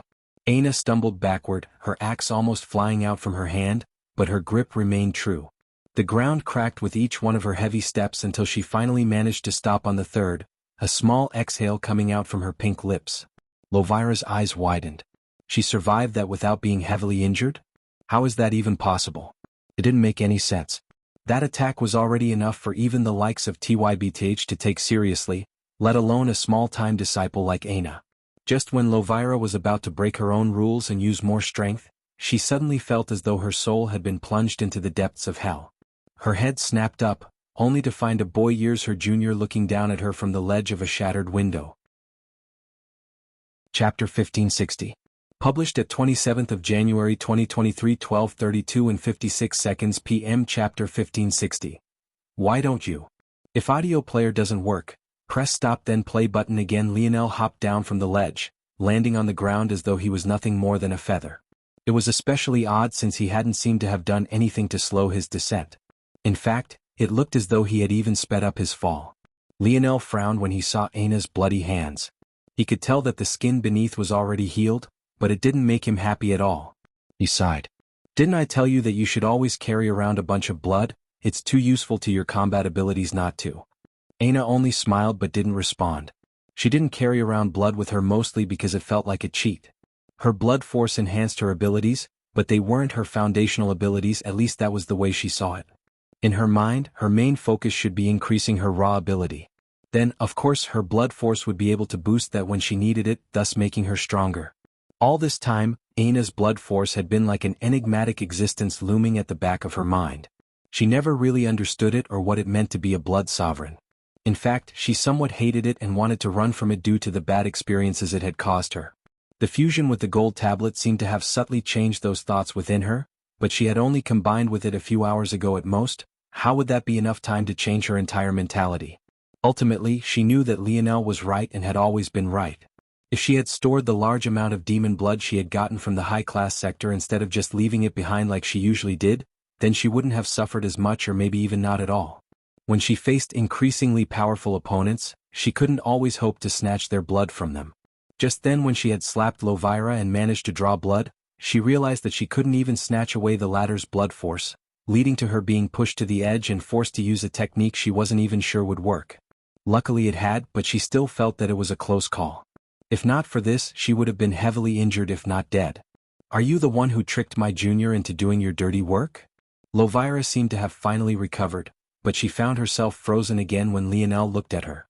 Once was already enough, but for it to happen twice now, she realized that this wasn't a coincidence. Something about this man was even more dangerous than her, and that wasn't a feeling that she was used to being born with her two lightning force affinities. Who is that? Lionel asked, ignoring her question. A disciple of the Endless Twilight Pavilion? Endless Twilight Pavilion? What does she mean I tricked you? It's a female-only organization, Aina explained simply. No wonder it's called Endless Twilight, it's probably run by an old lady who thinks her prime extends to infinity. It makes sense she's raised such bitter disciples. Aina opened her mouth to respond, but when what Lionel said hit her, she was frozen in silence for a moment before she snorted beside herself, her laughter echoing throughout the silent city. However, Aina was the only one who was laughing. Whether it was the three women or Tybidich and the other men above, none of them dared to. In fact, even if they found it amusing in their hearts, they wouldn't dare to. Lionel had just said those words out loud for everyone to hear, and there was an almost 100% certainty that the fiery-tempered pavilion head Ophelia had heard them. Old lady? Pastor Prime? Bitter? You dare say such words about pavilion head Ophelia? Lionel's head turned back. Since you dared to injure her, why don't you just die? Lovira, who hadn't expected such a change, suddenly felt an overwhelming danger take hold of her. Boom, boom, boom, boom. At that moment, the building that Lionel had just been in shrunk by 3 factors. No, it hadn't shrunk. Rather, it had condensed, becoming a mass of 7th-dimensional material that snaked into the skies and quickly formed the head of a horned dragon. Brr. The devastating sound broke the sound barrier, shattering the windows of countless sky rises as a huge accumulation of fire force began to accumulate in the horned dragon's mouth. Run. This was the only thought in Lovira's mind as she sprinted away, her eyes signaling the very same thing to her companions. Damn it. Lovira instantly realized that there wasn't enough time. The other two disciples would have time, but she most definitely would not. The heat already began to scorch her skin, a raging tempering swirling about the mouth of the construct before it even breathed out. And when it finally did, it was as though the world was dyed in red. Lovira unleashed her stars all at once. Under the shocked eyes of the spectators, she was actually able to manifest four, but the despair on her face spoke volumes. A pillar of fire descended from above, enveloping her completely. The concrete melted to liquid, the foundation of several buildings to the side warping and collapsing. The fire slowly waned, but the heat only seemed to continue to rise. The only two who seemed completely unaffected were Lionel and Aina, the former because no flame could possibly hurt him, and the latter because she had his protection. She survived. Lionel mumbled to himself, watching as a half-charred and completely naked Lovira coughed and stumbled, the molten pavement sticking to her and causing her to scream out in horror and pain. Unfortunately for her, though, there was no beauty to see in her naked form. There was nothing but a half-bald head, boiling skin and charred flesh. Lionel prompted the horned dragon construct to raise its head again to attack, but at that moment the ground rumbled. He looked off into the distance, his eyes narrowing. It seemed that the human-class demons were finally launching their assault. Chapter 1561. Published at 27th of January 2023 12:32 and 54 seconds p.m. Chapter 1561. Sheep. If audio player doesn't work, press stop then play button again. Ophelia rose to her feet violently. Although her expression still didn't have a single change, the same couldn't be said for the aura around her. In fact, it seemed as though the entire cloud construct they stood upon might collapse at any moment. Avars was caught between shock, awe and helplessness. This boy's mouth was truly something, but who could have possibly guessed that Lionel's greatest talent wouldn't be his spear, his bow or even his true state star force, but rather his force crafting. None of them could understand how such a talent had appeared out of nowhere. It simply didn't make sense for him to not at least be part of a human class power. Where the hell had he come from? Ophelia turned to leave, her steps slow and deliberate. Avars' expression changed and he quickly vanished to block Ophelia's path. With his stature, he was naturally far taller and larger than the delicately framed pavilion head, however none of that seemed to matter at all as he continued to try to be as respectful as possible. Best, pavilion head, please show some patience. I really cannot allow you to interfere. The child has a foul mouth that spews nothing but lies. How could the gorgeous Ophelia's prime not be endless? However, while he has a foul mouth, he hasn't broken any rules. How can the great families continue to hold our heads high if we cannot protect the youths who are deserving of it? Please show some restraint. Avars' words were as subservient as he could allow himself to be while still drawing a fierce line. He truly couldn't allow Ophelia to go and do as she pleased, or else the event would truly be worried. Ophelia seemed to look right through Avars for a moment before she finally met his gaze. Avars shuddered but still remained as strong as he could. No one dared to talk about the history of Ophelia, but he knew it quite well. This woman really did dare to do anything. The fact she was looking at him like this right now likely meant that she would back down, but that didn't mean that she would forget. Lovira's two companions rushed forward to pick her up, Lionel's glance making them shudder. Truthfully, he had only waited so that he could kill all three of them at once. Clearly, they believed that such an attack could only be launched by him once, or at least with poor frequency. But they were very much wrong. However, before Lionel could command his draconic construct to attack again, Aina grabbed his arm. It's not worth it. Pavilion head Ophelia is too powerful, I can't see her limits. Lionel's gaze narrowed. Hearing this, he realized that he might have to change his plans. It might be best to never step foot outside of this city at all, but would that be possible? Lionel calculated some things. Truthfully, he really did need 2 more weeks. Only with those 2 more weeks would he be able to accomplish what he had previously failed to. Unless it was possible that he might find something to speed the process up in the Fiend class sector. It seemed that everything would come down to this. Alright, let's finish up here quickly. Lionel wrapped an arm around Aina's waist and took a strong step. A small tornado of wind was left in his wake as he leapt to the top of the horned dragon formed of stone in a single bound. In one moment he was on the ground and in the next he towered over even some of the sky rises.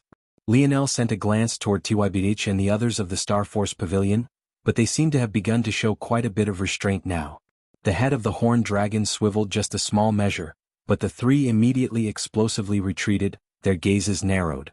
That attack just now was way too powerful, so much so that it bordered on the explosive power of a seventh-dimensional fire force. They had no idea how Lionel had done it, but what they were certain of was that they wanted no part of it. Without the help of seventh-dimensional materials and maybe even years of rest, there was no way Lovira would be able to display her usual strength. Lionel took control of the horned dragon, urging it forward toward the emerging line of human-class demons. They truly lived up to their name, all of them walking on two legs and being humanoid in form. But, however, this was where their similarities ended. It was rare for any of them to have normal flesh-colored skin. Many were covered in scales, some had skin ranging from green to violet, some had bones that grew right out of their skin, and some others seemed to have fused their bodies with armors. No matter which it was, though, all of them exuded towering auras, just the strength of their normal steps causing the ground to whine and crack. However, Lionel simply stood tall, looking down upon them with the same unmoved expression. If he had to face them with his bow and spear, it would indeed be a tall task. However, he suddenly felt very confident that he could wipe them all out with minimal effort on his part. Who asked this city to be so rich in seventh-dimensional materials? They were practically begging him to make it his playground.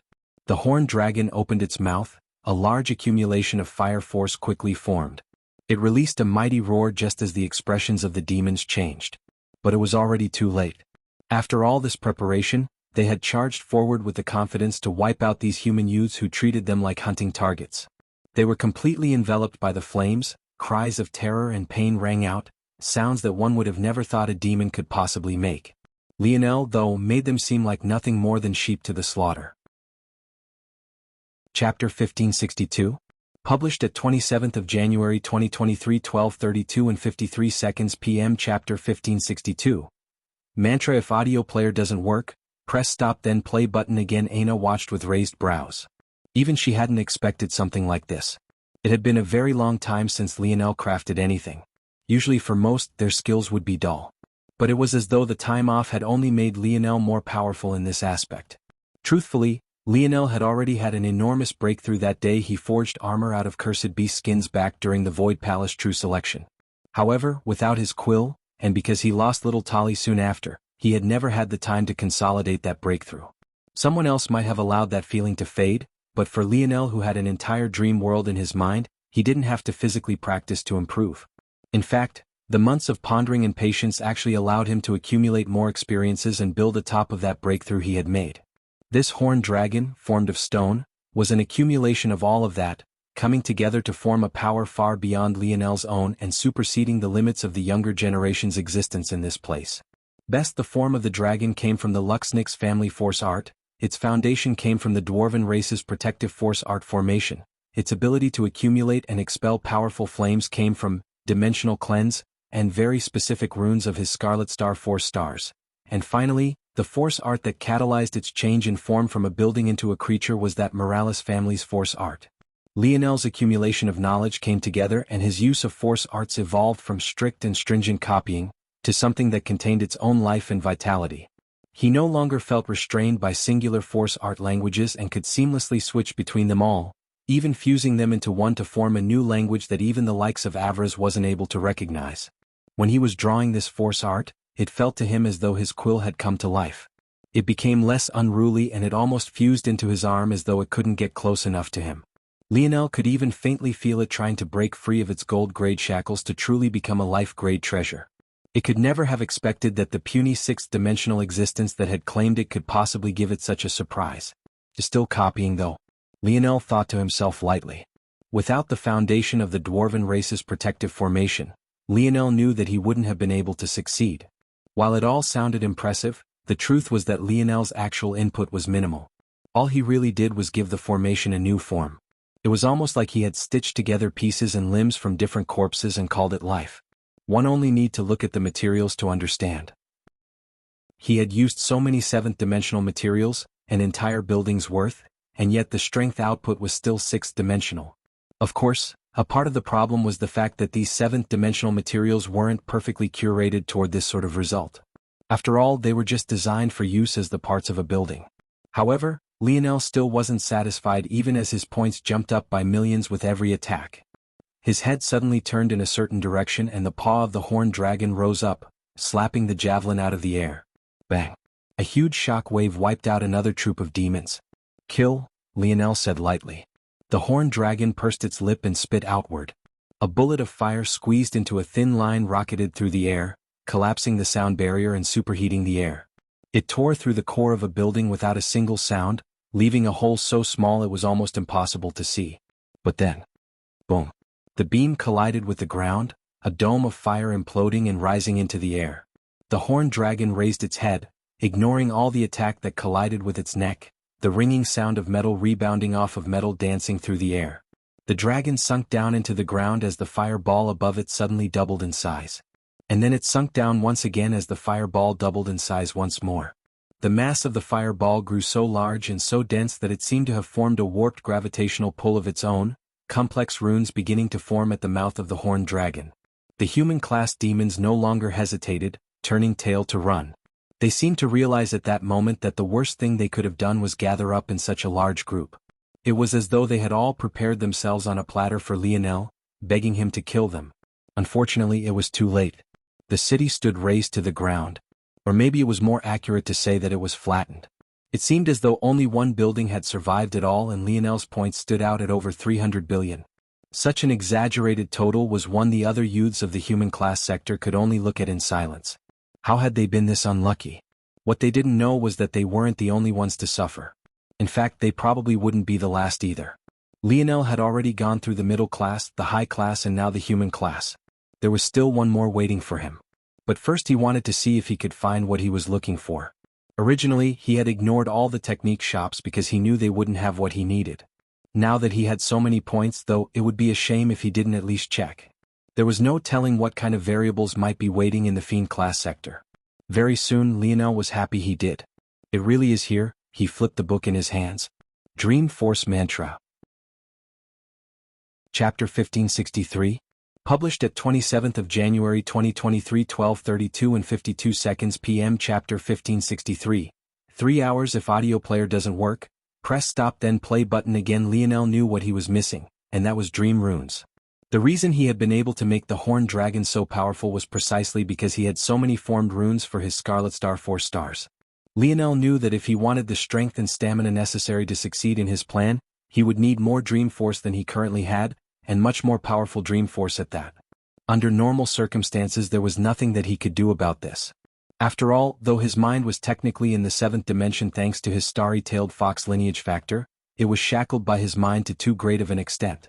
If he wanted to mitigate this weakness, he could rely on his body. It was too weak of a vessel.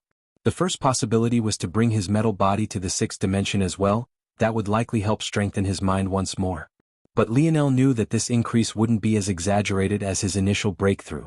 Whether it was body or mind, neither was as important as a fundamental change to your nodes. Now, however, there was another path for him to take, and that was to comprehend dream runes. Lionel felt that his dream affinity was so high that so long as he meditated in silence for 2 weeks, he would be able to reach his goals, but he simply didn't have that kind of time left. Aina's words had been a great warning to him. If any other 6th-dimensional existence said they couldn't sense the limits of an old monster like Ophelia, it only made sense. But when someone with such high life force affinity said it, it was a different matter entirely. There likely weren't any tricks Lionel could pull off to deal with Ophelia. That meant that the only option to not step foot out of this city at all. But in order to do that, he needed a shortcut to comprehend his dream runes, and he had just found it.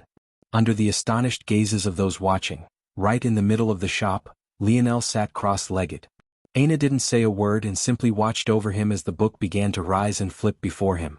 Lionel sunk into a state of meditation almost instantly. Right then, 3 silvery stars projected out from his body, growing so large and all-encompassing that the building began to sway. Avras, who was still whispering calming words to Ophelia in hopes that she would remain calm, almost shot out of his seat again. When he saw the Dream Force stars, he almost choked on air. From the beginning until now, Lionel had never manifested even a single one of his stars, but suddenly seeing it before them all now, Avras felt like he couldn't breathe properly. And right then, for the very first time, Ophelia's expression also changed, her eyes widening and her heart skipping a beat. Lionel had no idea the kind of commotion he had just caused, but he was already in a state of incomparable focus. He muttered the mantra of the booklet, his comprehension of dimensional cleanse, making it far easier for him to grasp. The book used a concept that he was already familiar with: auspicious air. This auspicious air, in particular, seemed capable of calling forth an especially focused mind toward dream force in particular. It made the vague outline of runes you could sense when you absorbed force feel all the more real and tangible. In just a few seconds, all three of Lionel's stars had formed their base star runes. And as though a snowball gathering momentum down a hill, they began to accumulate faster and faster. With every stroke, Lionel's mind became clearer, his mind faster and his thoughts sharper. His consciousness became stronger and the vague awakening of his soul that he had experienced so long ago now only became more prominent. Lionel quickly formed 9 base runes and they fused into one. Without even a breath to pause, another set of 9 formed, creating 2 great runes, then 3, then 4. When 9 were formed, the great runes fused once again. The sharper Lionel's mind became, the quicker his lips moved and the faster the great runes accumulated. Aina's expression flickered. Although she couldn't quite understand what was happening, her heart raced completely out of control. There was a feeling weighing down on her, a feeling of such overwhelming familiarity that her eyes began to water beside themselves. She couldn't seem to control it at all and the tears only came faster. However, she also didn't want to blink, as though if she did, she would suddenly miss everything. And it was exactly then that it happened once more. Snap. The sound echoed throughout the world, even more forceful than the last. Many felt their eardrums pop, their ears beginning to leak blood and, in the worst cases, flesh. Avra's and Ophelia's expression changed once again, but this time it had very little to do with Lionel, or so they thought. Their heads snapped in a certain direction and without hesitation, they both shot forward, Ophelia's speed so fast that she left a blazing trail to her back, leaving Avra's in her dust. However, despite this, Avra's didn't even have the time to smile bitterly, he could only urge himself forward even faster. Not long after the two vanished, the pavilion head of the Star Force Pavilion and others in the know also shot out, leaving streaking meteors in the skies. It was as though what was happening in the city no longer mattered at all. Lionel's brows remained relaxed, one rune after another forming in quick succession. He didn't feel a bottleneck come any time. Over 1,000 runes had already formed and the number only kept growing, shooting over the 6,000 rune mark and surpassing his Scarlet Star Force and becoming the first to form 9 grand runes. However, even then, it didn't slow. In fact, it didn't slow until Lionel had formed 59,049 runes, fusing them into 9 exalted runes. Only then did he finally run into a bottleneck he couldn't push past. But those who understood runes and how they function understood just what this meant. 9 exalted runes. This was the pinnacle of the 7th dimension. Lionel's eyes opened and he snatched the booklet out of the air. How long has it been? Lionel asked, feeling that his sense of time had distorted. 3 hours, Aina replied. Alright, let's go claim the top prize and go to the Fiend class sector. We can get out of here. Chapter 1564. Published at 27th of January 2023 12:32 and 50 seconds p.m. Chapter 1564. Missing? If audio player doesn't work, press stop then play button again. What do you see? Lionel looked over toward Aina, a bit curious. She had already received a gold tablet, so Lionel wanted to know what else this system would deem appropriate for her. I see another gold tablet, but I don't think I really need this one. Lionel blinked. Are you just saying that? Or do you really not need it? Lionel looked at her skeptically. Just from the small bit he understood about these weird tablets, they were all incredibly valuable in one way or another. He felt that she was just saying so to make sure that he didn't sacrifice another opportunity to her. No really, Aina laughed. It's about force pill crafting and methods on how to do so, but I don't really need those kinds of constraints. I trained under a master in Valiant Heart Mountain, but I didn't like the experience very much. In fact, I felt it restricted what I could do the moment I got bogged down by convention and rules. I feel freer to do as I please when I don't have to worry about restraints like that at all. Lionel nodded, believing what Aina was saying. She had, indeed, not tried to find another master since leaving Valiant Heart Mountain. In fact, if not for his plans to deal with the Green Thread faction, she wouldn't have even bothered to go and register with their Force Pill faction. Aina's ability index had always been enigmatic to Lionel. It didn't appear in any of the records of the dimensional verse, so he assumed it had to be a unique ability index that hadn't appeared before. What was truly odd about it was that it was hard to tell where her ability index ended and where her blood sovereign abilities began, or if they were one and the same or separate. It also made it especially difficult because her Brazinger family lineage factor also seemed to fuse so well with it as well. Lionel had realized long ago that this was actually why Aina was so powerful. Not only were her individual abilities powerful on their own, but their synergy was on a completely different level. Unlike Lionel, who had many powerful abilities that weren't very related to one another at all, even if you told Lionel that Aina actually had just a single ability that manifested in different ways, he just might believe it. The way Lionel saw it, Aina's ability index was her subconscious understanding of her body that could translate to a conscious control of it. This allowed her to understand exactly how to train, and it was also rooted in a sensitivity to life force. Her blood sovereignty gave her control over blood force, which was the perfect conduit for life force, which was often inaccessible to most. In addition, it multiplied life force affinity in addition to allowing the sensitive control she had over her own life force to extend to her mind and its coercive effects at the same time.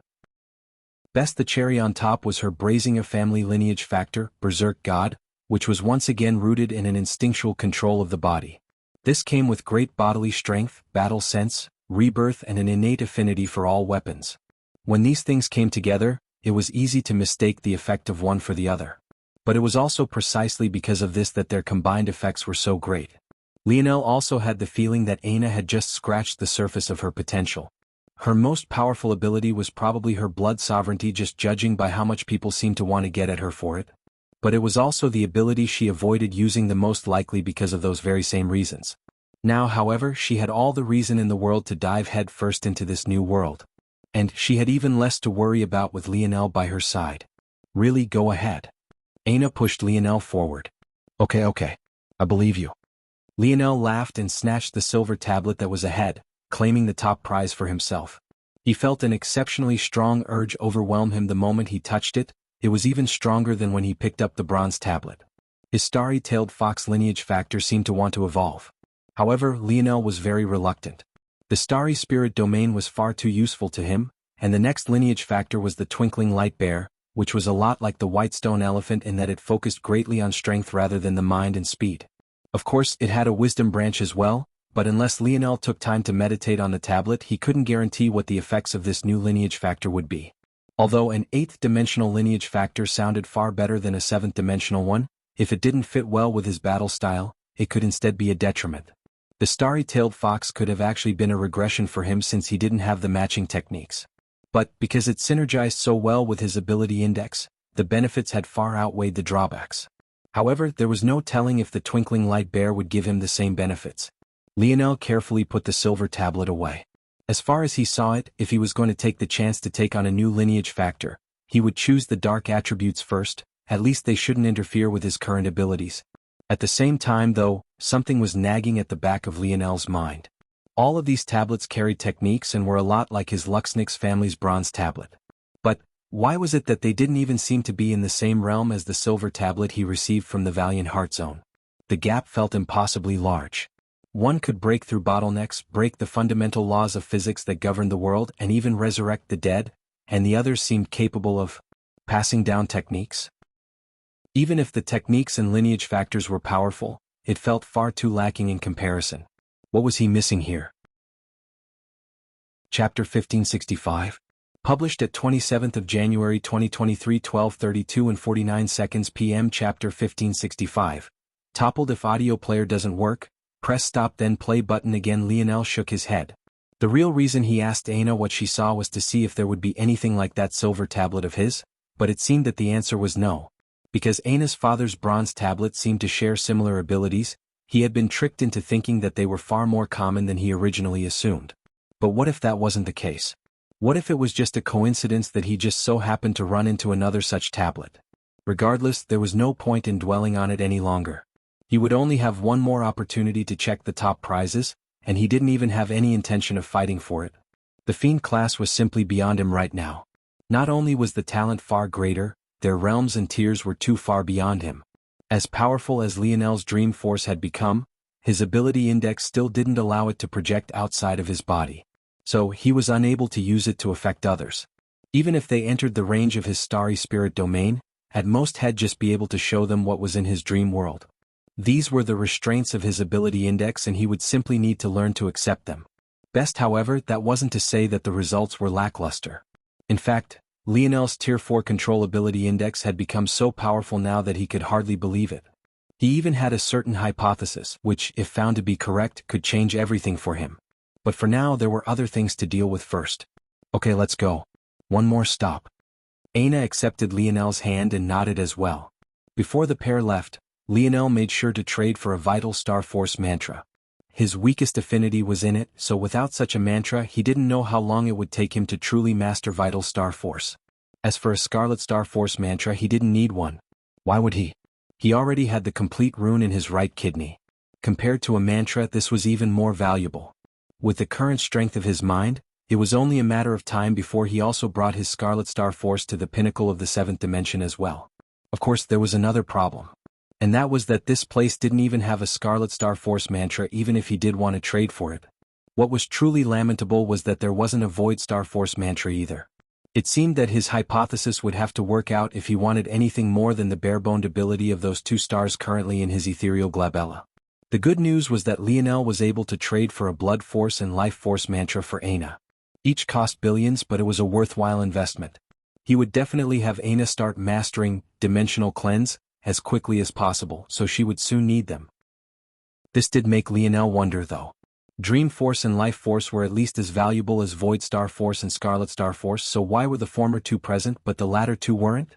There was probably something else about this that Lionel didn't quite understand. But he hoped that there would be a Void Star Force to trade for in the coming sector. Lionel and Aina entered the Fiend class sector not long afterward, but they were surprised to find that there wasn't a city here at all where they thought they would find one. Instead, it was like they were transported right into the demon world. Lionel's brows furrowed. Shit. It wasn't like they were transported, they really had been. It seemed that the battlefield for the Fiend class sector was the real demon world. But that was a huge problem. What's wrong? Aina asked, worried. If we're here, it makes my plan more difficult. The spatial barriers around here would make the calculations much more difficult to pin down, and it makes it worse that there's this evolved anarchic force in the air. The materials I've already gathered only have a 20% chance of working in this place. We would need to return to the human world to give ourselves the best chance. Hearing this, Aina's brows also furrowed. There were too many enemies outside. Even setting aside Ophelia and whatever organizations that might be pissed by their monopolization of 3 different top prizes, Lionel still hadn't forgotten about the Olidark family. His original plan for revenge was to just let them deal with the fallout of this matter. But now it seemed that he would have to face them head-on. It was already too late to adjust his original plan. To make matters worse, because they were currently in this place, there was no huge amount of high-dimensional materials for Lionel to use to form another construct. Lionel had already abandoned the previous one because he knew it wasn't powerful enough to move the needle in the Fiend class sector, it would just drag them down and make them a huge target. But now he almost regretted that decision. Some protection would be better than none. Lionel took a breath and exhaled, his heartbeat slowing to a crawl and his mind cooling down. The issue with thinking so fast was that you also thought of all of the potential problems all at once as well. It was helpful sometimes, but it was often easy to overanalyze as well. Were they in danger of death? Yes. Was it likely though? Not with him here. Lionel's expression went cold. All at once, both he and Aina manifested their weapons, turning in the same direction at once. The ground rumbled and the trees toppled over, a lumbering 4-meter-tall figure walking forward slowly. Everything in its path was flattened, crushed like weeds. Chapter 1566. Published at 27th of January 2023, 12:32 and 47 seconds p.m. Chapter 1566. Fiend Class Demon. If audio player doesn't work, press stop then play button again. The creature was humanoid, but it was very clearly not human. It was covered in black fur and scales, alternating like some sort of elaborate armor, though it was very clearly a part of the creature's body. Its arms were so long that even though it walked completely upright without the slightest slouching of its back, it could easily grab its own thick shins. In fact, its hands were 3 times the size they should have been, capable of wrapping around its own thighs as though they were instead its wrists. Its feet were just as overly large, the claws on it and its hands glistening with a dripping neon green liquid that made the ground sizzle with every drop. Its head had 4 black horns coursing with green veins that carried down to its oddly human-looking face. If, that is, you ignored its large tusks that seemed to grow like a 5th and 6th horn. This was no doubt a fiend-class demon. Just the power of its body alone made the air tremble and quake. Thick trees Lionel and Aina would have trouble cutting down with their weapon falling over just from a casual touch of its hip or knee. Best Lionel's expression steeled. He sent a gaze toward Aina and she nodded lightly. A low shout came from Lionel's lips, his body exploding forth with a vibrant white-gold light. 3 tails appeared to his back and his hair became like a flowing river of white. His pupils dilated and his 3 starry domains manifested all at once. At the same time, Aina slapped a gourd that hung to her hip. She had learned her lesson and Lionel hadn't let her leave the human class sector without oceans worth of human class demon blood. In an instant, their domains seemed to meld into one, their minds connecting via Lionel's starry spirit domain. Then, without waiting for the fiend class demon to approach any closer, they shot forward as one, Lionel's skin beginning to glow with vibrant bronze runes that erupted into a fiery blue glow. Clang, clang, clang. Lionel pierced forward with all his might, Aina swinging down her axe as an eruption of blood force poured forward. The fiend class demon seemed to suddenly awaken, its green gaze meeting theirs. A shudder couldn't help but run up their spines. There was a complete lack of humanity within those eyes. Lionel had a feeling that if he managed to burn it alive like those human-class demons, it wouldn't even make a single sound. It would just continue staring at him as its last bits of life slowly waned. Bang! Bang! The fiend-class demon's palms swept upward as though it was flipping a table. Just its sudden explosive action made the wind collapse like a clap of thunder, the air pressure alone making Lionel and Aina feel as though all their forward momentum was about to be halted. An irresistible force slapped at their weapons, their arms trembling and threatening to shatter into pieces as they were forced stumbling backward. The fiend-class demon tilted its head. It still seemed half asleep, as though its mind was running as fast as it could trying to understand how it had suddenly ended up in the middle of a battle. "Support me," Lionel said, his arms still trembling. His gaze turned frightening cold, a purple aura wafting out from it. It swept out in all directions, gaining a tinge of crimson as it crushed the fear he had been feeling. An overwhelming confidence stifled the aura of the fiend-class demon's presence. Lionel held his spear forward, a radiant blue star appearing to his back. Star fusion. The wild white gold and radiant blue flame-like force fused into one, forming a tempest of wild winds around Lionel. A laugh that resounds in the face of death. A smile that shines in the face of despair. A blade that strikes through the greatest defense. Lionel's spear force released a howl, wrapping around his spear so densely that it almost took the form of a vibrant violet gold lance. At the same moment, Aina's blood force surged, enveloping Lionel and his blade, dancing with one another and intertwining in a delicate balance. Lionel's star fusion erupted, a blaze of crimson coating it and tainting it into an almost fiery red. Star fusion, combustion. Lionel roared, his eyes flashing as an avalanche of destruction runes as he pierced forward. The land beneath his spear split in two, the skies above it trembling. To his back, Aina's lips parted, her chest standing proudly as she released a sonorous call. The resonant cry seemed to infuse itself into Lionel's domains, increasing their strength twofold and then threefold and then fourfold. At that moment, the fiend-class demon suddenly awakened from its slumber, but Lionel's spear was already right before it. Bang! Lionel's eyes widened as his spear was stopped. The tips sparked against the chest of the fiend-class demon as though metal was meeting metal. At the same time, the two large hands of the demon clasped down around his spear shaft, trying to stop it in its tracks. Lionel's eyes widened with a flash, a roar leaving his lips. His dream world completely enveloped the fiend-class demon, his mind creating a perfect replica and seeing through its weaknesses in an instant.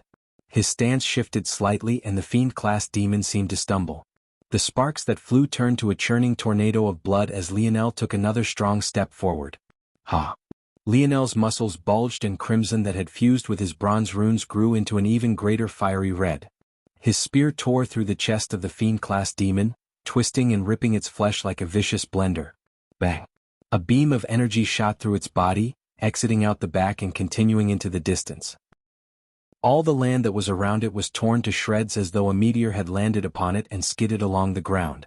Lionel exhaled a heavy breath, his chest heaving as the fiend-class demon fell over slowly, a hole the size of 3 heads sitting right in the middle of its torso.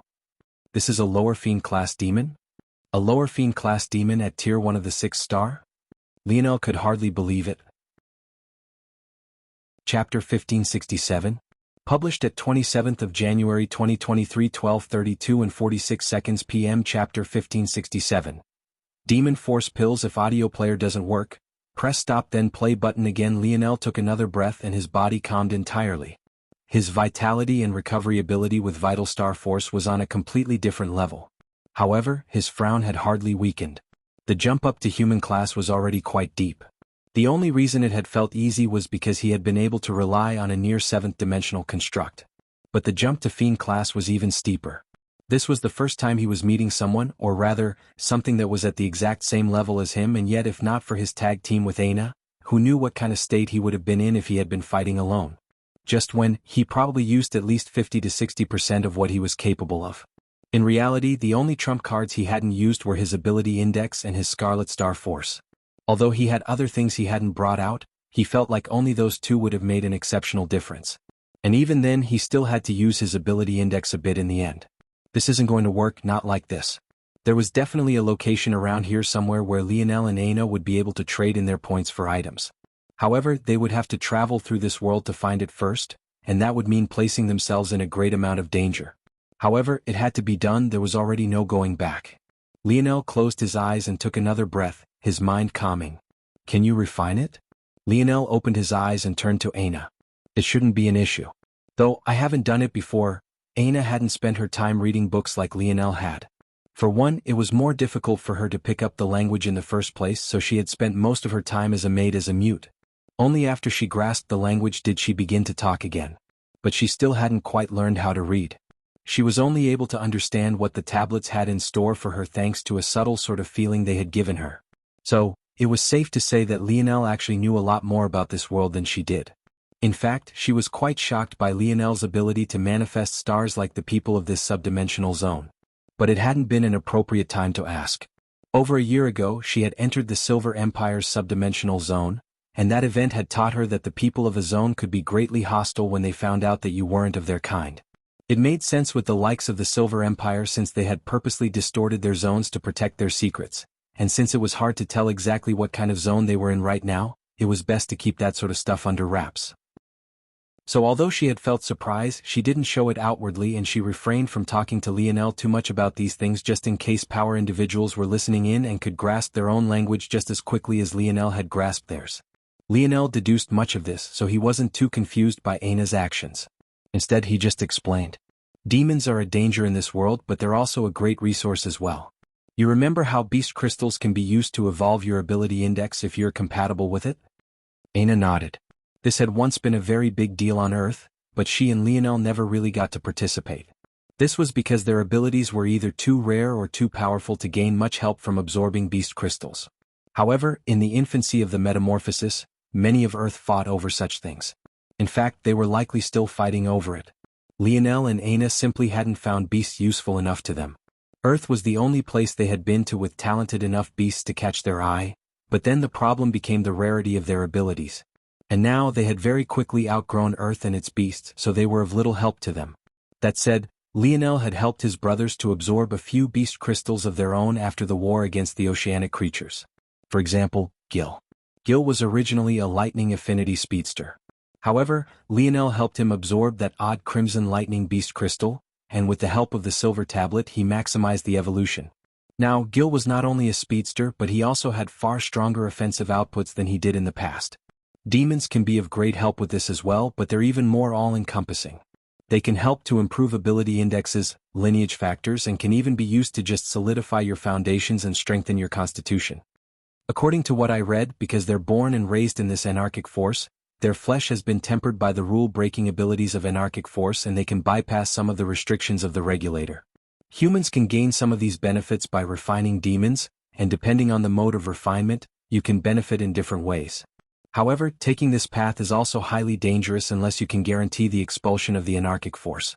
Usually, demon force pills will always have a small amount of anarchic force with them that act as a toxin. If you consume too many in a short period of time, it can lead to backlash. In some cases you will enter a period of sickness, in some other cases you'll end up partially or permanently crippled, and in the worst cases you can die or become demonized.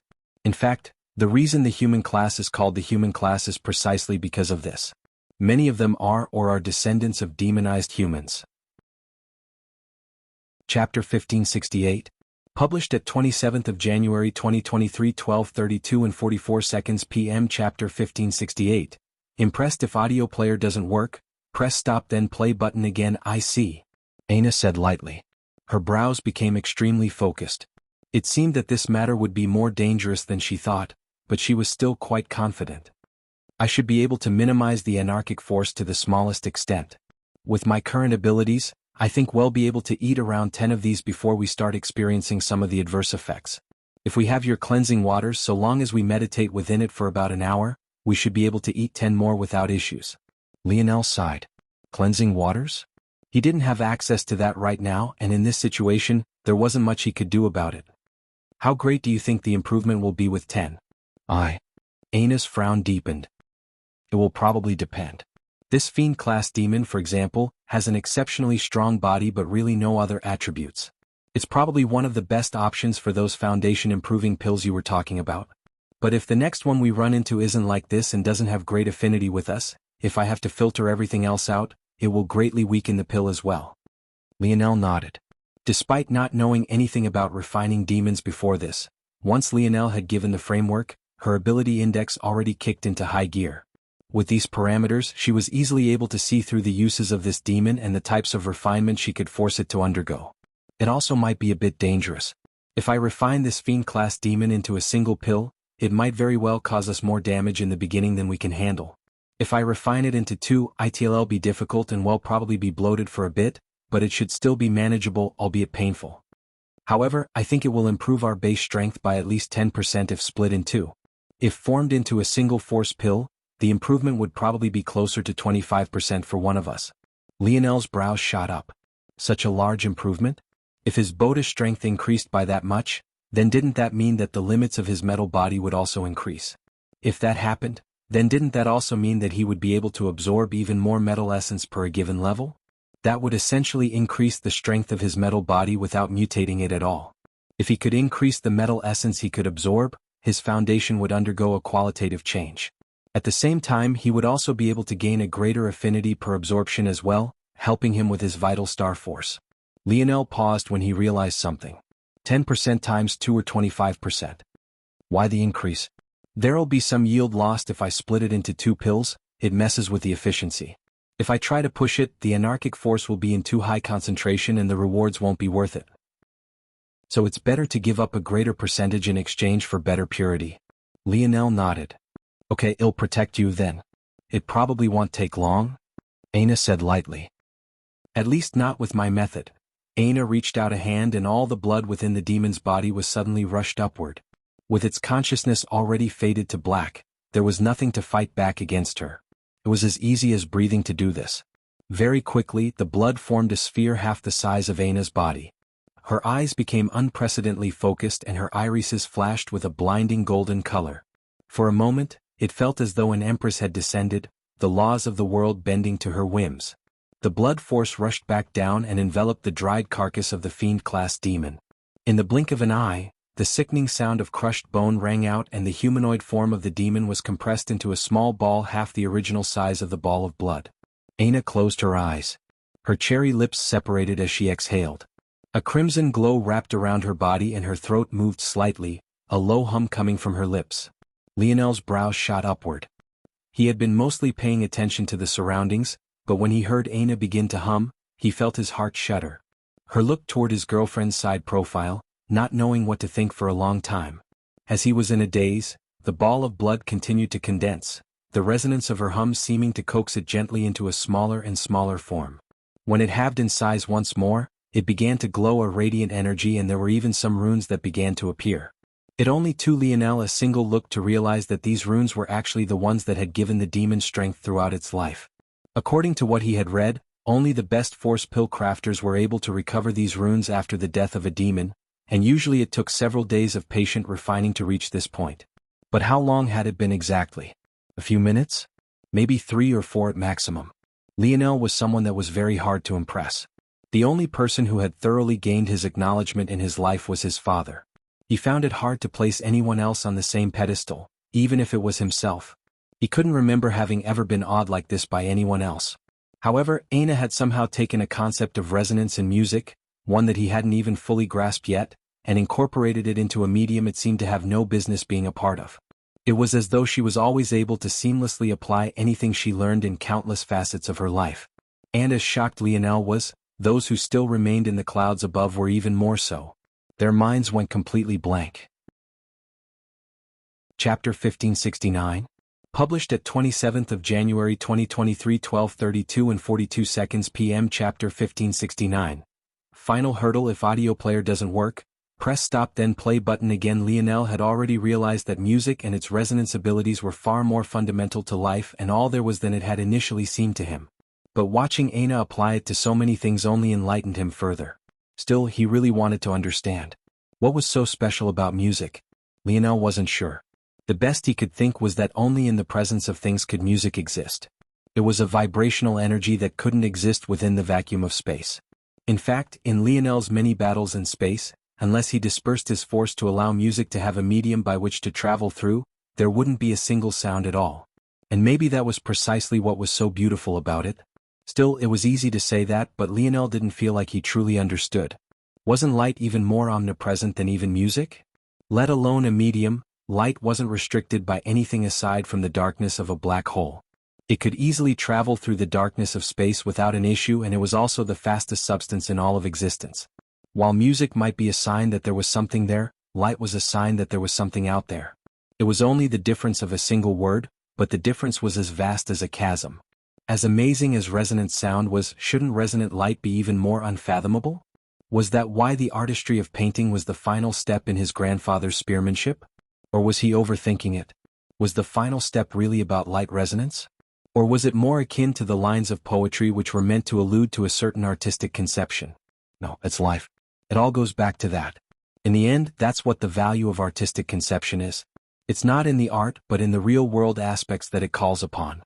Lionel had already figured this out the moment he picked up his quasi-life grade force quill, but watching Aina had made him second-guess himself for a moment. However, after a moment he realized that there was nothing contradictory about his thoughts at all. His poetry gave his spear a conception and his calligraphy brought it to life. His music would resonate with a conception and his stroke would bring it to life. His brush brought light to a conception and his spear would breathe life into it. That give and take, that sort of balance, that was the true hidden strength behind spear force. No, behind any weapon force. No. Maybe behind any force at all.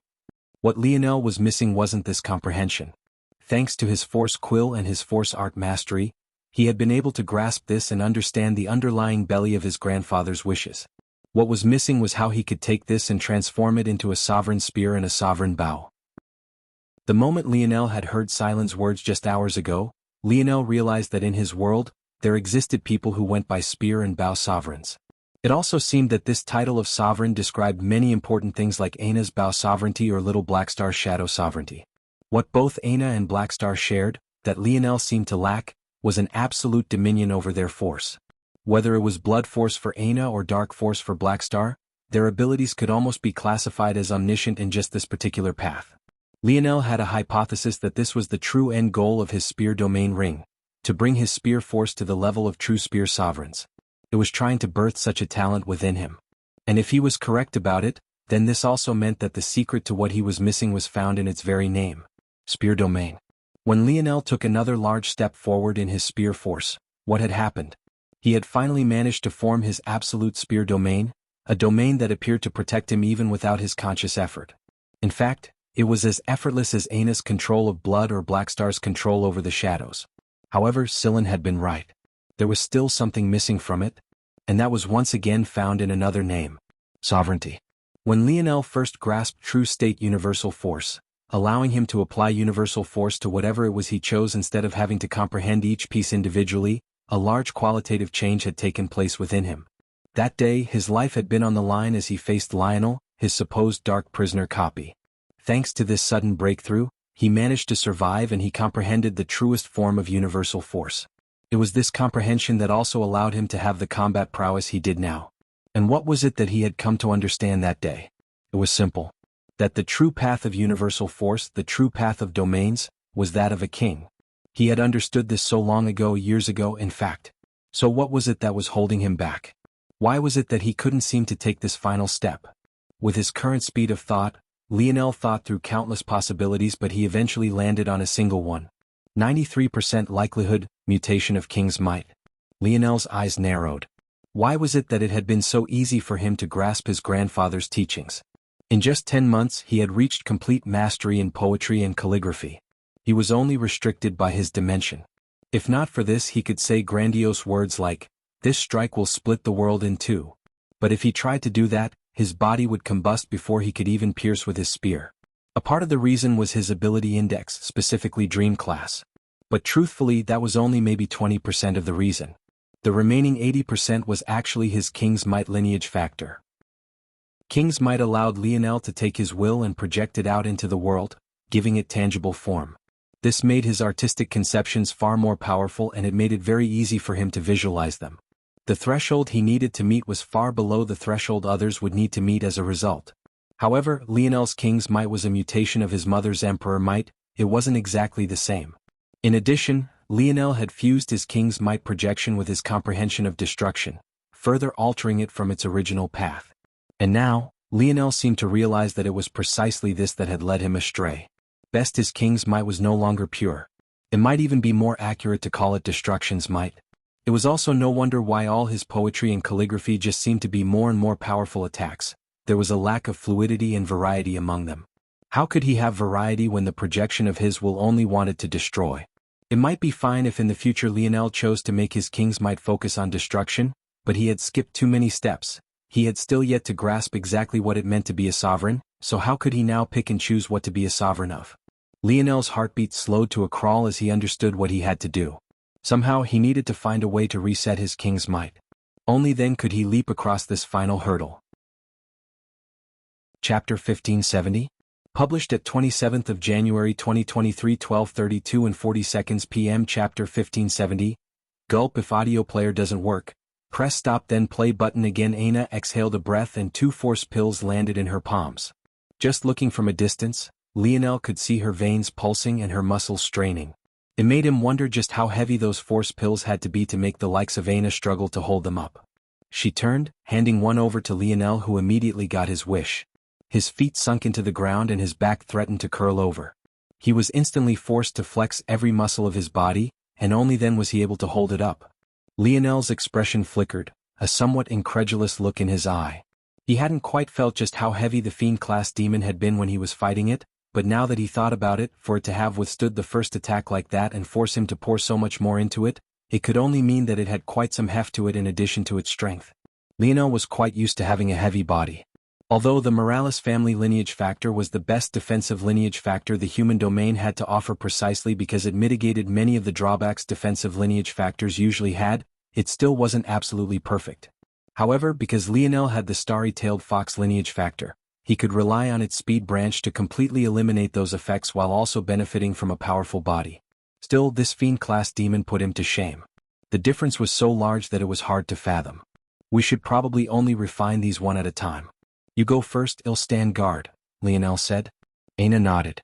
It won't take me a long time, just a few seconds.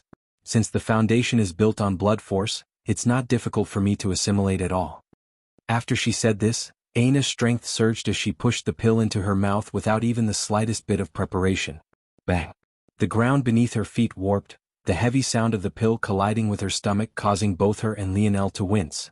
Just the act of eating this pill was actually so dangerous. To try and accommodate such weight with your fragile inner organs took a level of unfathomable strength. One couldn't even think about eating such a pill unless you already had a certain amount of strength. Luckily, Aina was able to slow the descent of the pill by controlling it as she would blood force. Aina's appetite was probably even larger than Lionel's own. With how much control she had over her body, even speeding up her digestion wasn't the slightest issue. In the blink of an eye, the pill was already half its original size and the bloody path of Aina's veins began to project onto her skin. Her face, hands, neck and every other portion of her body that Lionel could see with his eyes were covered in these pulsing veins.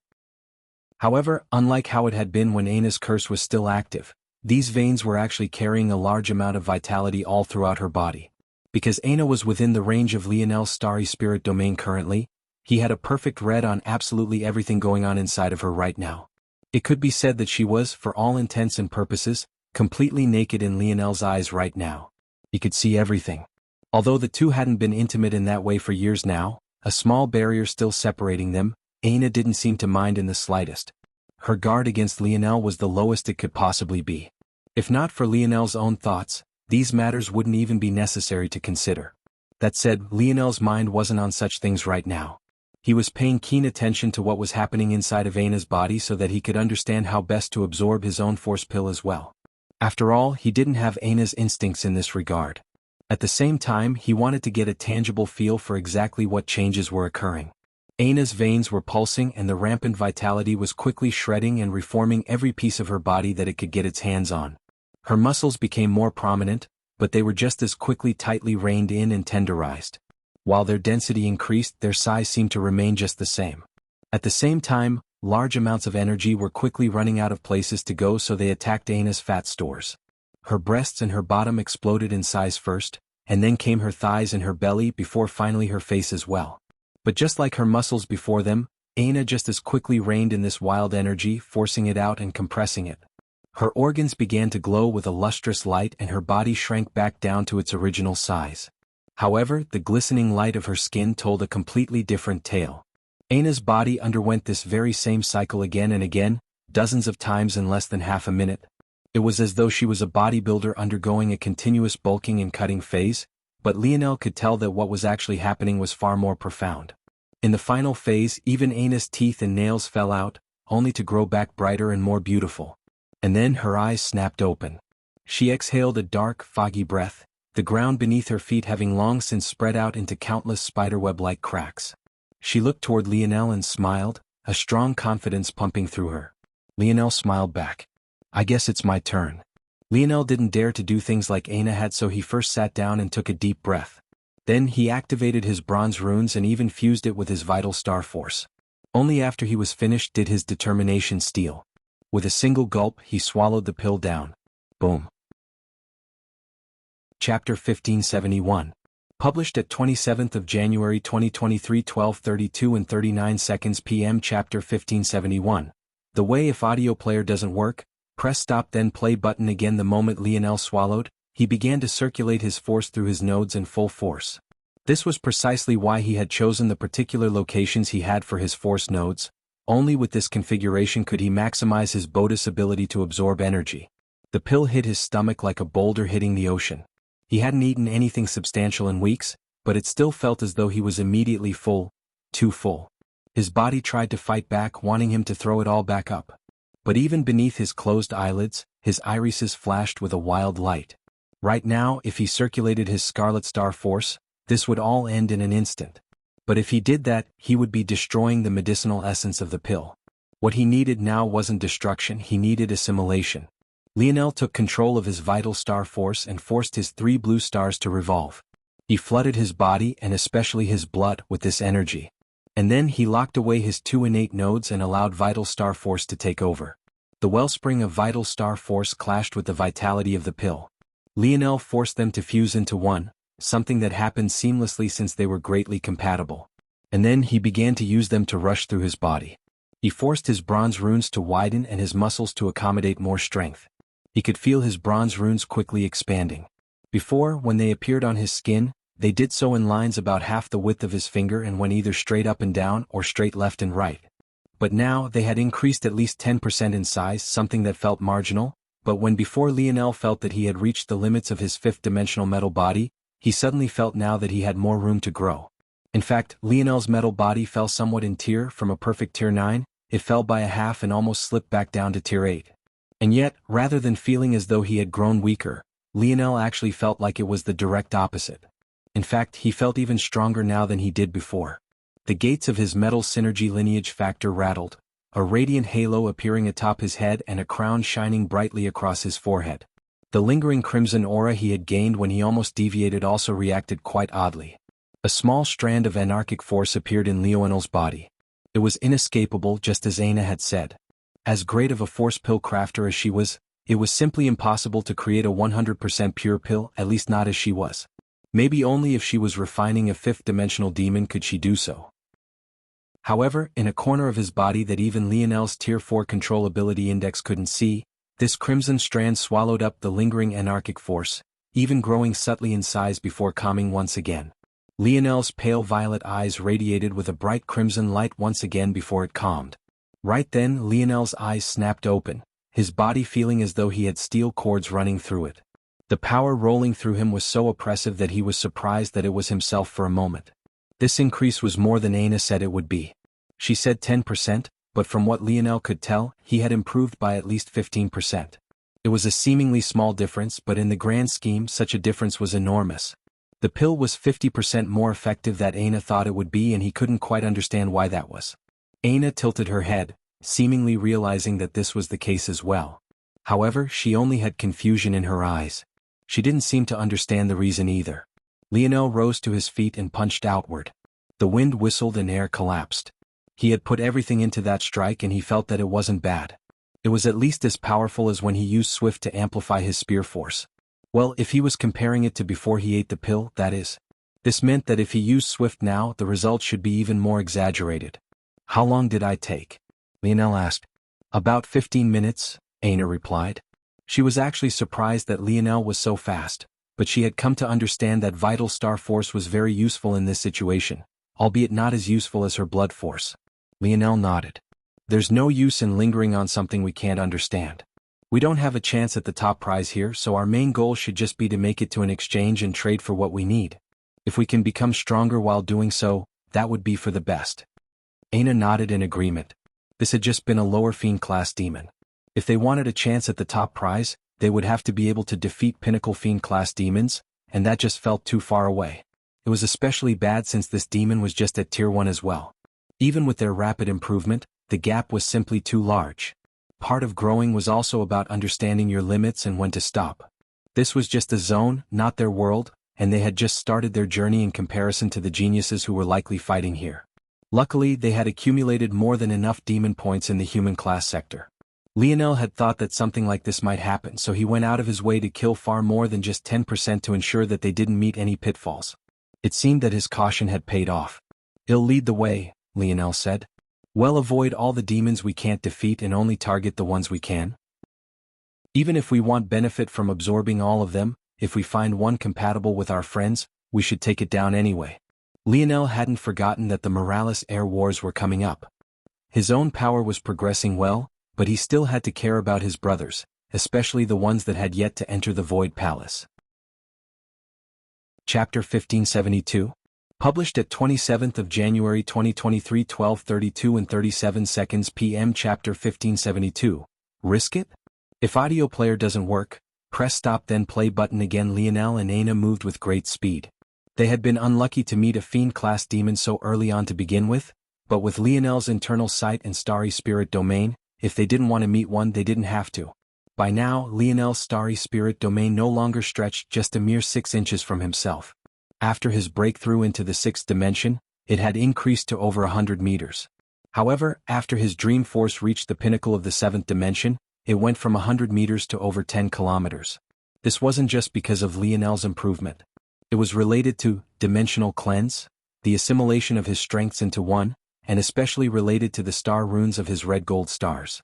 Because of his destruction runes, Lionel's innate comprehension of light force was on a completely different level than it had once been, resulting in his grasp of his starry-tailed fox's lineage factor to likewise increase by leaps and bounds. The improvement to his dream force was like a cherry on an already tall sundae. The foundation of Lionel's ability index in his mind was his dream force. With it having improved so much, the effective influence of his consciousness was almost impossible to calculate for most. As a result, Lionel could not expand the effects of his dream world to within 10 kilometers of himself. This meant that anything within this range of him could be perfectly and immediately analyzed, not to mention dream sculpted. And this was just the range without him revealing his 3 tails. If he did so, the effective range was even wider than just this much. However, 10 kilometers was already more than enough for Lionel. To grasp so much of the world at once was almost too overwhelming even for him. It was as though the bounds of his mind had increased from just his own skull to such a large radius. Nothing could hide from him. Likewise, none of the demons could hide either. After the first encounter, Lionel took the next completely seriously, remaining very cautious.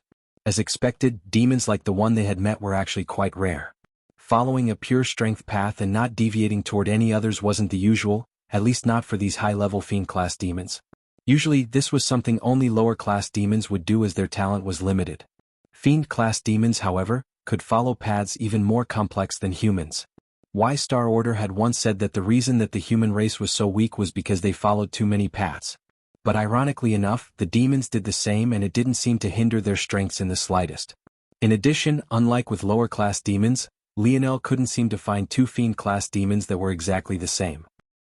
While Lionel's starry spirit domain only stretched out for 10 kilometers, his internal sight covered thousands with ease.